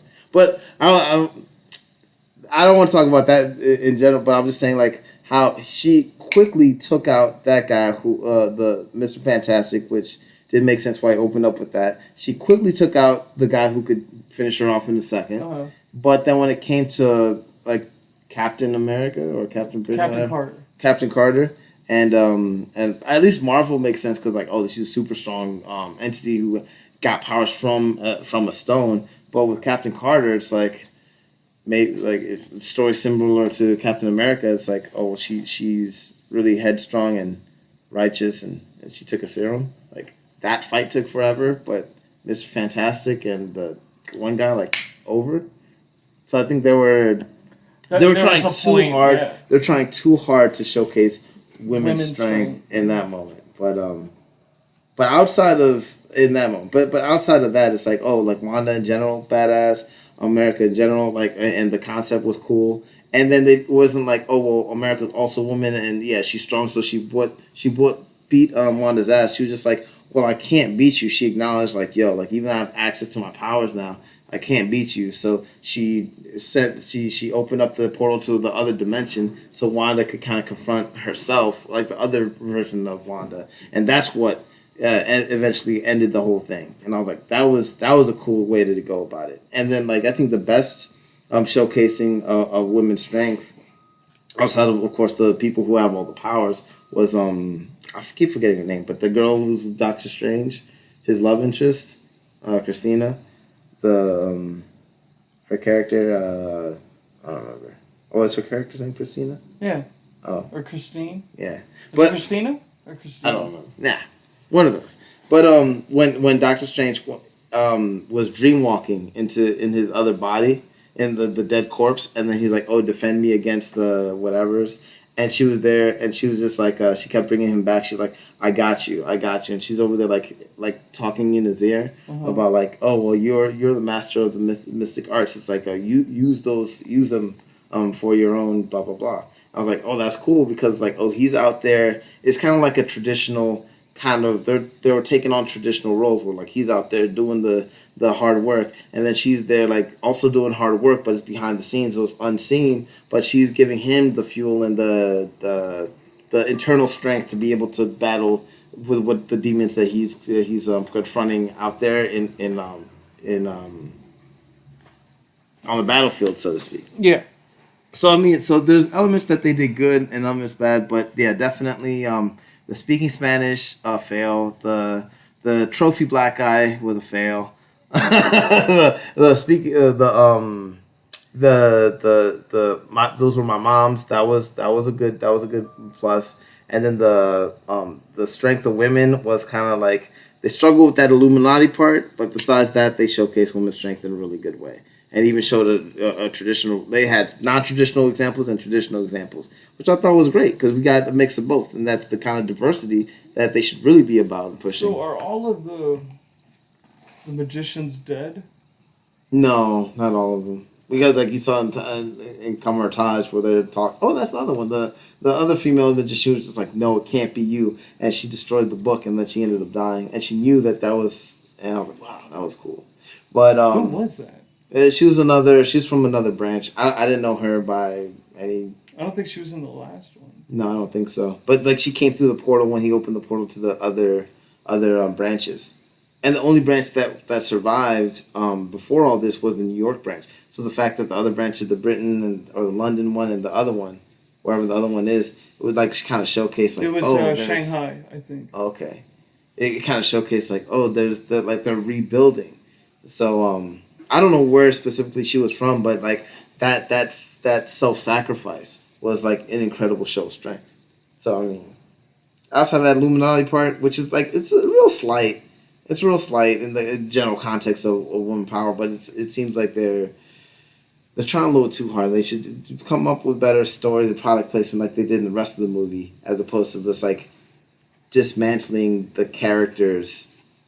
Like Mr. Fantastic was dismantled. They dismantled Mr. Fantastic twice in that movie. Oh shit. But yeah. Is there anything else? I guess we could there's more stuff in Doctor Strange. We could talk about the overall story and all that jazz, but I thought it was better than the first one. Way better. It was way better, man. And yeah, that's what I was gonna say. The line in the beginning where because he's such a, like I was saying, he's such a flawed character. Like he was such a perfect character, like such a complete character. It's not like he had a growth arc or anything like that. Like it was damn. He was established. So it's like when they showcase especially at the end of in Spider-Man. You're talking about his growth. Yeah, maybe we can talk about that next time, or maybe we could. We could jump into it. We'll save it for next time. We'll save it for next time. Just because like we want to try to get all this other stuff in, trying to practice, trying to be measured, and okay. So all what this else? Other stuff. The whole Russia thing, situation happening? with Russia. Well, as like everyone's talking about whatever else is not consequential, the G7 countries have said that they're gonna ban Russian oil, and then so that includes Japan, which is heavily reliant on oil. I don't know how much they use from Russia, but they have a lot. They import a lot of everything, especially natural resources, and Germany. So that would be a big blow if they were able to do that. And they're probably going to wean off. It's not going to be cold turkey, but that would be it's showcasing that like the world is still making drastic moves against Russia. Okay. And then the country and the Nordic country that borders Russia expressed like interest to join NATO and with expediency, and so it's and Russia had a response to that too, but it was just but I haven't looked into it yet. But it's just like as we're all distracted by all this other stuff that's going on, and the unconsequential conversations about things that nobody really has any control over right now. There's like a lot of big moves that are happening that Because I haven't really been paying attention. Yeah. I mean, it's a lot of shit. It's been drowned out. Yeah, they're like, oh, Ukraine. Oh yeah. Oh, they're gonna coalesce their forces in the eastern part. Oh yeah. Okay, Ukraine. I'm just waiting for it to be over. Yeah. But like the thing oh my is, god, this is still going on. Well, the scary part is the aftermath. If it does end, because the aftermath, like it would be hard to walk back from the oil bans and you can't like. I'll bring you in as part of NATO. Never mind. Russia stopped doing what it's doing. It's like the threat is still there. So it's like the aftermath of what happens is it's limiting any kind of or very few possibilities for any kind of off ramp where Russia could come back into the global society. So it's painting out to be kind of more contentious than most people I think understand. Because now it's not in the public eye as much. Yeah, so they could make a lot of different moves. So shit's getting wild. The fuck? You gotta solve these problems in like 48 hours. Yeah. We don't have this attention span. And once it's past a couple of days, everyone's like, oh, whatever. Yeah. But yeah, the big news that I'm gonna attempt to, and we left it for close to last because we have a tendency to diving into the racial debates a lot. But Daryl Davis on the Timcast was heated. Yeah, a fun It wasn't spot. heated. It was just like a lot of.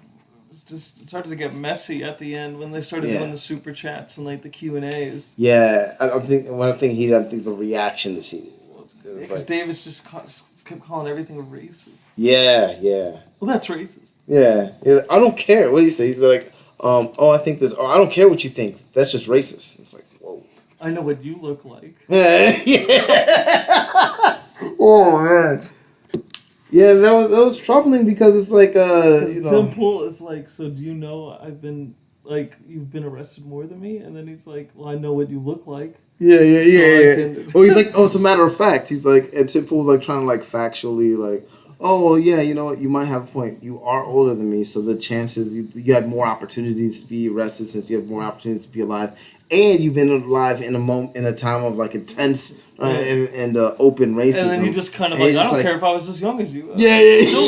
Yeah. I was like, oh man. But this kind of reminds me of the Jon Stewart thing, where it's like there was a great conversation, but it just like kind of devolved into the fuckery that it did. So because you can't talk to individuals with generality. Let me just elaborate a little bit more, because that doesn't really make sense. Like, you can use generalities when trying to use as an example to have a conversation with another individual. Mm-hmm. But like, me and you can't use generalities to describe our differences and experiences as people. That's what I mean. Okay. Like, you can't tell me, it's like, you never had issues with the cops. It's like, okay, but there's a lot of people that haven't had issues with the cops, but that doesn't mean that I haven't. Yeah, exactly, yeah. I think the problem was like they were having different conversations where it's like, I think there were like 4 things going on at once. Where like he kind of was rambling at times. Yeah. Or not rambling, but like he kept was deviating. Yeah. He was going into different things and wouldn't finish the thought, and then Tim would have to be like, well, wait a minute, like what you're saying right now kind of seems a little racist. Yeah. It was like because I think they were they were using different boxes. Like I think one, they were talking about black plight in America, and I think with that, in the historical context, there was a lot of things that they saw eye to eye on, and a lot of things that they understood, and a lot of interesting conversations that. It's because Tim approaches it all with the anti-woke. Yeah, exactly. And then he's that's like, I will agree with everything as long as it's not in this woke realm. Yeah. And see, and that's a little different. Like what he was trying to box everything in. Like he was looking at the black plight, but he was contextualizing it in these. This is why, or black plight is an example of, and everything that results that the current state of things when it comes to Black America is the reason as to why or how the leftist agenda has failed Black Americans, and that's a different conversation that Daryl Davis was having and even prepared to have. I don't think Daryl Davis is versed in what's woke. Like he was even asking what's woke. He's like, what does woke mean? What's critical race theory? What's your definition of it? Like so he's not really well versed with that thing, and that's not the conversation that he was trying to have. And so like there was like a little pushback from there because he was really trying to say, well, this is black plight, and this is why everybody needs to pay attention, and we're owed something as a result of that experience. And that's a different conversation, and that's one that I think Tim was able to, or like willing and able to have, and that's why I think at the end of the conversation, Daryl just ended up looking a little like, all right, this you kind of went over the line a little bit, because Tim was prepared for what Daryl was talking about, even though he was trying to push this left versus right thing. And Daryl wasn't really prepared for what Tim was talking about, and he wasn't even well versed in what he was talking about when it came to we're owed something. So, like for example, specifically about reparations. So, like, there's an argument to be made for reparations, and I think Daryl did a very bad job of representing it. And I thought he started off good. Yeah, I think so. And then when it started getting into like people like kind of clapping back and being because that's what I'm not like, I'm an immigrant too, like my family didn't own any slaves, like why do I have to pay tax paying or why do my tax dollars have to go towards that? And then he was like, well, that person's racist. Yeah, exactly. And that's the last thing that I would expect out of Daryl, because like you're sitting there talking to KKK members. So, like, is this the argument that you have against them? And I think that's something in the super chats. Like, that's because that's what everybody started to focus on. They were just like, wait, but specifically about reparations. And then he started pushing back against it. He was like, oh, you guys are racist. And what that guy says is racist. It's like, well, that's not a logical. And I think, like, he made a good emotional argument and historically contextual argument for reparations. We were owed this after the Civil War. Didn't get it. And this is the stuff that we went through, and we agree on this stuff. That's why, and these people got it, we didn't. All right, like emotionally, like historically, contextually, that's a good argument for reparations. When it comes to the how-to and the specifics and policy-wise, he wasn't ready. And then it's like when people gave a little bit of pushback against it, from their perspective, I think he got frustrated that he wasn't versed enough to be able to talk about it. So he just started lashing out. It also got bad when they started talking about crime statistics. I'm trying to remember what they were saying about. Oh, like the getting pulled over type of thing. Percentage of people in prisons and stuff like that. Oh no, I thought that was because Tim was trying to talk about how, well, don't you think that also has to do with socioeconomic issues? Mm-hmm. With people just making poor life choices. Those kind of. And then he kind of was like, not allowing that and just emphasizing on the fact that aspect of it. Black people would get tougher sentences, longer sentences. And there's more of a, I think. And then he was trying to talk about how, like, well, that could mean that maybe you just don't have a good lawyer.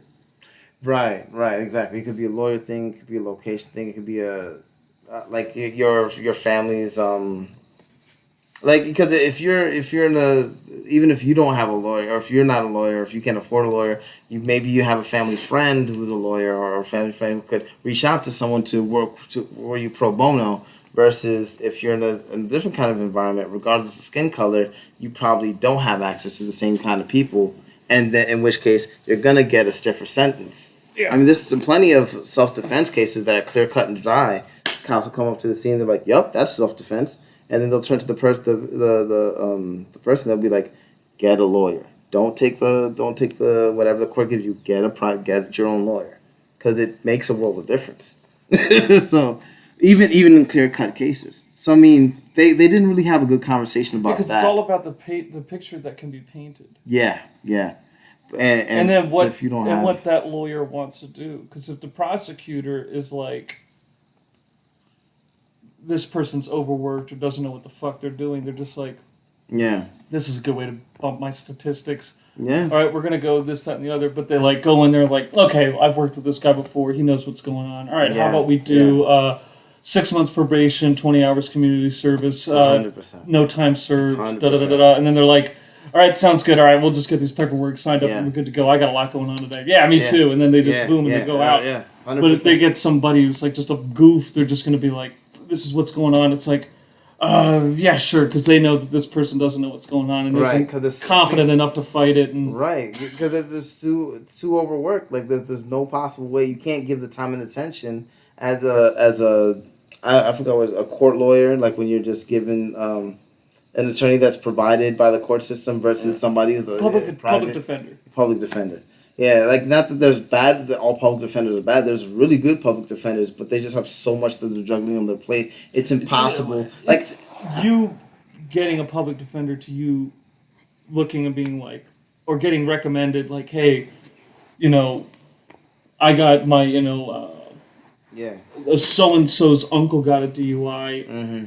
Really recommends the guy, good, professional, da-da-da-da-da. Also, our cousin knows him too, because they work together, and then it's like, oh, okay, I'll get that guy. That guy obviously is going to do a good job, and I'm not going to have to worry about anything. Right, and he can dedicate the time. Like, you could get a private lawyer who's worse than the public defender, but he can dedicate the time to be able to paint the picture in a way that the public defender won't be able to do.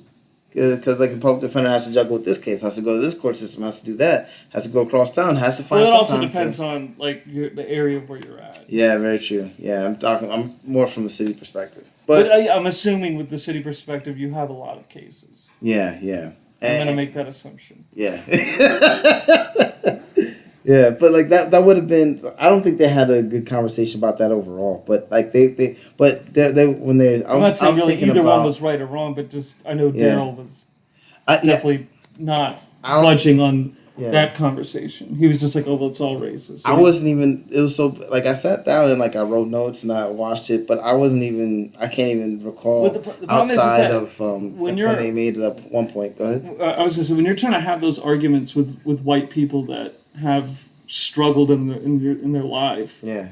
It's your arguments are gonna fall apart real quick because it's like, no, I've been arrested or I've been handcuffed for like no reason and have my car searched for nothing. Yeah. It might not happen as much as with you. Yeah. But you have to understand that this happens to us too. Like this isn't like only you and you only experience this. And that was the big pushback. Like I think those were the 2 points where they started to really get contentious at when it came to police interactions. Yeah, police interactions. And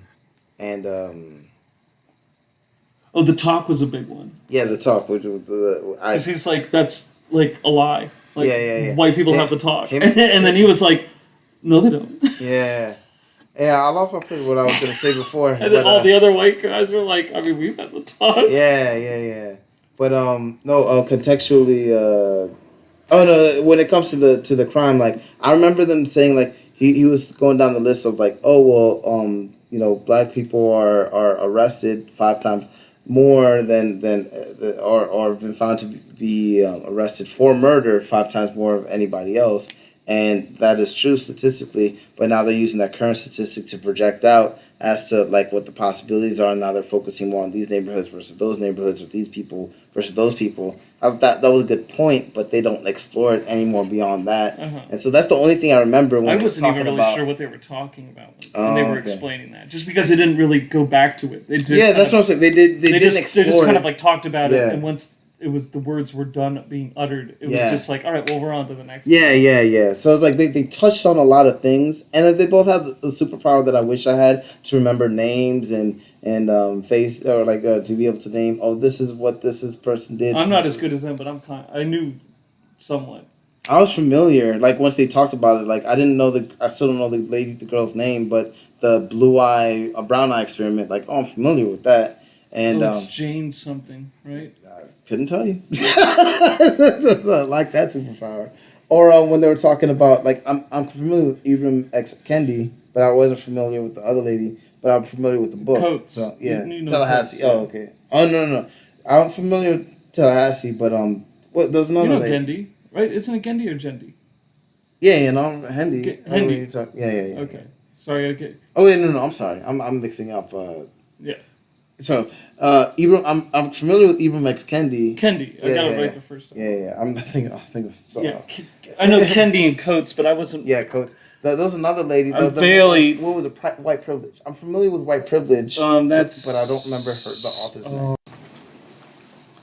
Yeah, but there's a lot of stuff to explore, and this whole interview is gonna take way more longer than we have time for. But it'll be like a reoccurring thing. We'll do like snapshots and continue this and start diving into. But overall, I think that's what it was. It was like it's him trying to talk about like the failure of the left. They're all trying to talk about what they're owed. The overall conversation about black plight, and then the callers coming in to call out like, oh well, how are you gonna specifically administer this? And he wasn't enough of a policy wonk to be able to significantly talk about anything in great detail. He just had general things to say. Yeah, and I think people go in with the assumption that he's gonna change someone's mind from this way because he's known to do that with KKK members. Yeah, but it's different talking to someone who's not exposed to all these things versus someone who is and just disagrees. So I think you just need a different set of superpowers, and I just don't think he's the guy for that. Yeah, I think his lessons are good. Like you could take the notes from what he's done and the way that he's talking about interacting with people, or how to interact with people. But when it comes into practice, it's just like, with people who are well versed with the different subjects, and because like one of the best arguments that I heard about reparations is like, It's kind of like what he said, historically wise. This is the establishment, but then like, oh, how are you going to pay it? And this is something that he did good. He's like, well, no one who is alive today, whether they came to the country 500 years ago or yesterday, is alive today who owned a slave.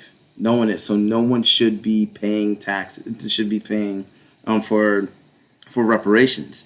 You could go with companies. Yeah, exactly. That's the argument. The companies that have built their wealth off the backs historically of slaves, they owe reparations in whatever form to the community, and in whatever who are of like 1/16th slave, or whatever the percentage is, whatever is agreed upon, or whatever people like that's something that you could iron out. Mm-hmm. But he went the route of, government needs to pay for it, and Tim was trying to explain like, well, the government doesn't have money. Government prints money, but then that creates inflation, which is a serious problem now. And and government reallocates money that they get in the form of taxes, but that's from individual people. So in effect, you don't want people to directly pay you, but you want them to give the money to the government, and then for the government to pay you the money that they gave to them. Uh-huh. So it's like they just couldn't. He couldn't. I don't think he wasn't. He didn't have enough humility, or maybe he was just too much on the defensive to be able to admit, like, yeah, I don't really understand. I don't really know. Let me get back to you on that. Let me think about it, or maybe there's another way that we can go about it. But it's just like he wasn't the guy to go to for that. And so I think that's an essential part of why it all fell apart. But going to companies that built their wealth on slavery, that's the way to go about it. And then even in the way that he was talking about dispersing it, he was just like, he was talking about education, affirmative education, which is like, we're gonna have to get into that later. Okay. I cannot take the time. And it'll rifle through real fast because it's low on time. But yeah, that's all for Daryl Davis now. But the other small issue that happened, Roe v. Wade. The small? Yeah, feet is small, you know. But we have to rifle through this one real quick too, because it's gonna take forever. But maybe next time then. Yeah. Because that's something. Well, I could. I don't think you can lightly touch on that. Yeah, I mean, I could like snapshot, like Roe v. Wade. What do we want? Filled trash bags. When do we want them? Now. God damn it. Fill our trash bags. I cannot. And they can hold them. They can hold the empty bags up, and the signs will say "Fill our trash bags." Oh no. No, but like I get the overall debate is a trash bag dumpster baby. Yeah, the dumpster baby. No, but the whole thing is women's rights. They're trying to. It's being simplified in a bunch of different ways that it shouldn't be simplified into, and trying to be contextualized as ammunition for the voting representatives in. But this isn't even a representative thing. Or I guess they're trying to make it thing of like, we're going to codify this the Roe versus Wade thing. So in the next election cycle. But then the next election cycle is going to take place after the Roe v. Wade thing is supposed to, or rumored to happen. So I don't know. And I have they have, okay, well, the in power executively, they have the majority in the House. The Senate is like, it's a close niche, but it's there. If they wanted to make the move, they could. If everybody was on board, but if they're not, then just blindly voting for Democrats to come in doesn't necessarily mean that this is what's going to happen, or they're going to be able to stop the Roe v. Wade decision from going through, or be able to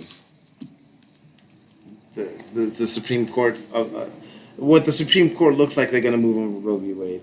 So it's lazy oversimplification of complicated things. Everybody feels different ways, personally and publicly, about like policy-wise versus their personal decision to have abortions or not. Everyone has different ideas of what can influence people to do one thing or another. A lot of people trust the government to do this versus the individuals to do that. And so there's a bunch of stuff to dive into when it comes to this, and yeah, we'll flesh all that later. I just wanted to set up the conversation around it. But yeah, that's over. Yeah. Oops, raised the wrong thing. Kevin Samuels. I guess rest in peace. Yeah. And also, but yeah, it's kind of weird. Well, I forgot what I was. I remember what I was gonna say. The guy who talks about relationship died from a heart attack. And I was like, oh, I thought it was just so I thought it was funny. Oh, it was just like, oh, but it sucks though. It's unfortunate. Rest in peace. But I didn't know the context of the story about like, oh no, well, he was apparently with this girl the night before, and then in the morning this happened. So I was just like, oh, did he die knee deep in some puss? Like, Chill. That's the way for him to go. Either way. No, he woke up with a tight chest. Yeah. Oh. Would have been funnier. Broken heart. But I don't know. There's a lot of people who are talking all different kinds of things, and of course, like, you know, don't just, if you disagree with him, like, you just argue the points and go through it, rifle through it, but don't like it's different than like how it used to be. Like, it used to be like, you know, when Michael Jackson died, everyone's like, oh my God, he's dead. It was so sad. He was such an icon. Da da da. But all these were the same people that were just talking about him yesterday and like how disgusting he was and despicable and atrocious, man. And now they're pretending like they all care about him because he's dead. Mm-hmm. It's like Kevin Samuels not getting the same level of adulation. So it's like, I don't know if that's like a change of the times or just... Those people are malicious. Yeah. People. Yeah, like, do you think people are more malicious now than they used to be? Yeah. Or is it... Yeah. Because you can't talk shit about black women. Yeah. And maybe it's the subject matter. Maybe it's the topic. You can talk shit about white women. Yeah. If you talk shit about black women, it's a whole different ballgame. Yeah. You hate your mom? Stupid, man. I don't get it. But I thought it would be interesting to dive into like the philosophy of like, oh, some people think this way versus that way. And like overall it's like he was hilarious. And he was like, he just shit on people on purpose, and like he knew that was gonna get that kind of reaction. But they also like were seeking out that. That's the thing. That's the context that matters. It's like, yeah, like him saying these things is like, oh, that sounds terrible, da da da. But like he's not talking in general. Like he's talking to a very specific person who wanted some feedback on their personal relationship status or why there's a lack of relationship in their lives. So it's like that's a very that context matters. I mean, if you disagree with like his general premise of like, oh, taking one stance or another, a specific point or specific thing that he said, it's like, yeah, you can, but it's worth it to talk about everything in context, like we did with Doctor Strange, where it's like, oh, like there's this one piece out of play, like this is a little too much, like this laziness and like that's a stupid point. But then overall, it's like that was a masterpiece. Mm-hmm. So it's just like, yeah, rest in peace to the masterpiece that is the Kevin Samuels philosophy. And Kevin Samuels, well, I said to Kevin Samuels himself, but his philosophy like lives on. And there's a lot of other people who are doing a lot of similar things, and I think some people that are doing it in a way that other people would find a little bit more digestible, and some people that aren't so digestible. So, yeah. And then this is even a longer one. I feel like I always want to talk about this, but never have time to. But I think the way that we structure it this time, we'll be able to jump into it with a little bit more rigor. But the whole Amazon thing, the worker, the union. The union committee thing. Yeah, that Senate hearing. Yeah. Well, the Senate hearing. I was thinking about what you said. Like, oh, why is this guy wearing a fitted at the court? I mean, when making an appeal. I was like, but maybe. Well, I told you, like, it would make sense if it was, like, a rapper. Or, like, some producer who had some connection and it, like, had to do with, like, his community. Yeah. And he just came in dressed like somebody from that community. Right. It'd be like, oh, that makes, like, perfect sense. But it was, like, a dude that's supposed to be the labor president of all Amazon workers. It's like, y'all, what I'm saying is, man, like, you could just give me some money, man. I'm gonna look out for you. To be honest, I didn't listen to it, so I don't even. I don't know how he no sounded. idea. I'm just saying, like, presentation wise. Yeah. No, I'm not gonna give you my money. What the fuck? Allen Iverson. It's like It's about practice. Yeah. No, but I was thinking about it. I was like, maybe he dressed like that. Maybe it was like a similar thing. Maybe he was like, oh, well, I'm just an average Joe. I happen to be the president of this union, but I'm just an average Joe. Because maybe he wants to make the distinction from the other union presidents. Because like a lot of other unions are politically linked. And he's like, it's not a political move. But that's when you're like a union representative for the logging industry, so you show up in like Wrangler jeans and in a work flannel. Yeah. You don't show up looking like the guy that sells like CDs on the. Yeah, I don't know. Maybe that's his look. Maybe he's just trying to because he just looks like a hustler. Reason. Yeah, I feel you. But not like a drug dealer or something, some racist like that. But I mean, like, he just looks like somebody's like, yo, man, I'm just trying to make a buck like everybody else. Yeah. No, but it's my money. Yeah.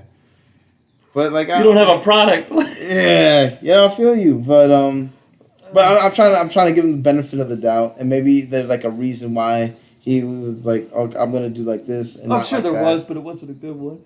I'm trying to argue for a good. Maybe there's a good reason why he did that. Maybe it's just like he wanted to be like, I want to. I mean, the reason was like probably good intentioned. Oh, okay. But not like I'm saying. Overall, like the presentation. I'm saying it wasn't a good reason. Oh yeah, I feel you. But it's like, but either way, no one can deny that he's made like I think it was a great decision to go the road less traveled. Like I'm going to establish my own thing. I could easily marry myself into these established unions that have this long track record of doing these things for these companies and for these workers in these companies.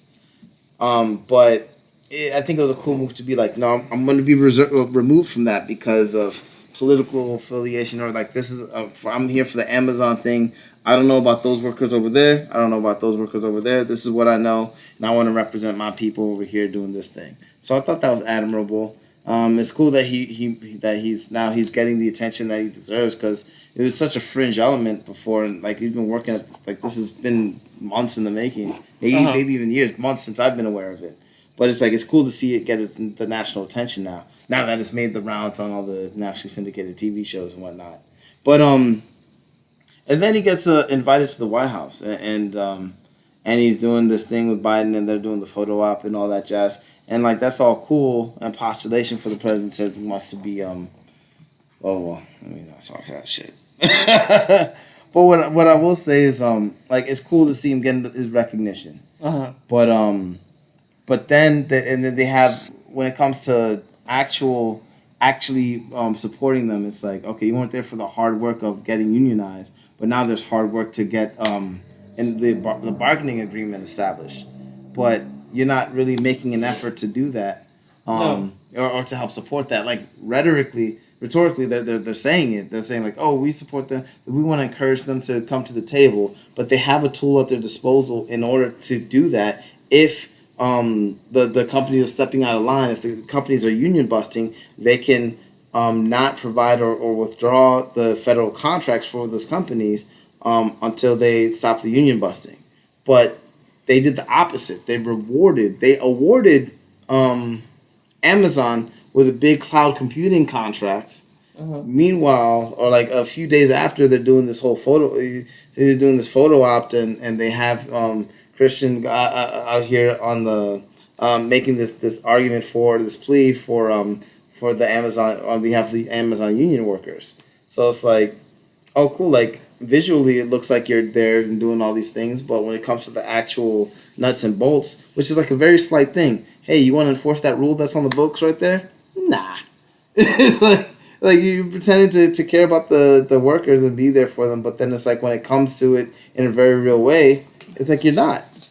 Like, granted, like maybe before you didn't think it was as big, you didn't think it was going to pick up as much steam, you didn't have time for it, you have an agenda, whatever. Cool, you weren't there for establishing the union. That's done now. Now, a little bit of support on your part. Play your role. Hey, I'm not going to give you this cloud computing contract until you stop union busting, and then you guys come to the table, come up with an agreement. Boom. Doesn't matter what the agreement is. Just come up with an agreement. They agree to do that. They sit down. Boom. Cool. Here's the contract. No problem. But they're not even willing to do that. So it's like all this postulation, but no actual effort. No actual work being done to make the moves that are necessary to support the people that they're pretending to care about. They just don't give a shit. Well, it's probably because they're not a powerful voice yet. Yeah, and then there's so much money.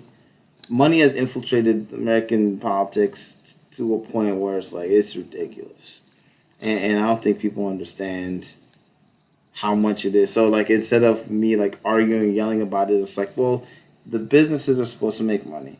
And if having these relationships with the political, with the federal government does that, then that helps them do what they're supposed to do.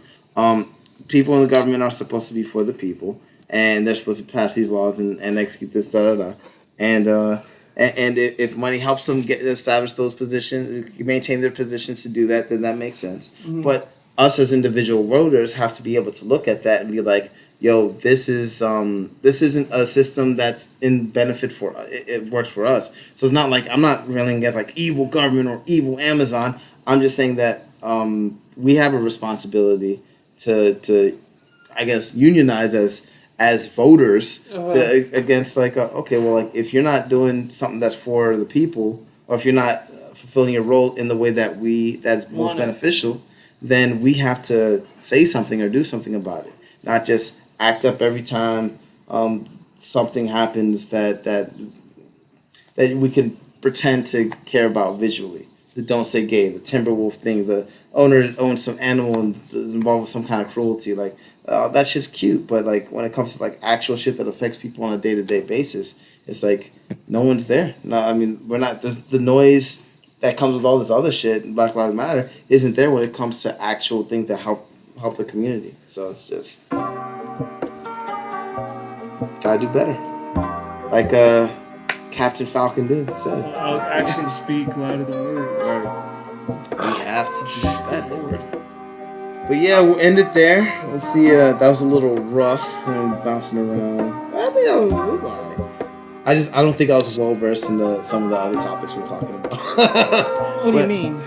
Like at the beginning when we're talking about like I was like, I wanted to talk about the Don't Say Gay thing, but I wasn't even familiar with what Disney specifically did or said about the. They just challenged him and were misrepresenting him. Yeah, but I'm gonna do a better job of like paying attention to enough to be able to speak on it with a little bit more authority. Conviction. But yeah, that's all, folks.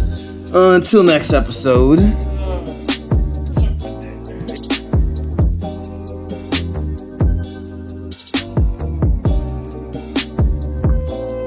Thank you for having me. Well, first off, I want to address Mr. Graham. First off, it sounded like you was talking about more of the companies and the businesses in your speech, but you forgot that the people are the ones who make these companies operate. And if we're not protected, and if the process for when we hold these companies accountable is not working for us, then that's the reason why we're here today. That's the reason why I'm here to represent the workers who make these companies go. And I think that it's in your best interest to realize that it's not a left or a right thing. It's not a Democrat or a Republican thing. It's a workers thing. It's a workers issue.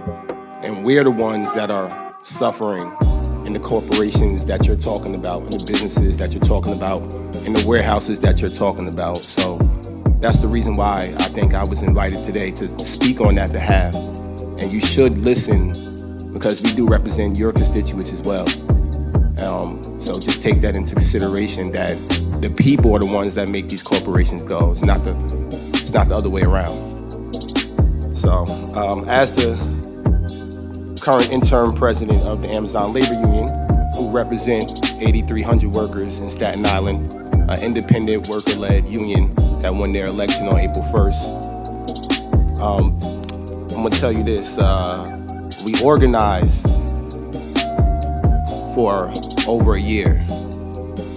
And throughout the course of that year, Amazon spent millions of dollars, as you mentioned, setting the standards.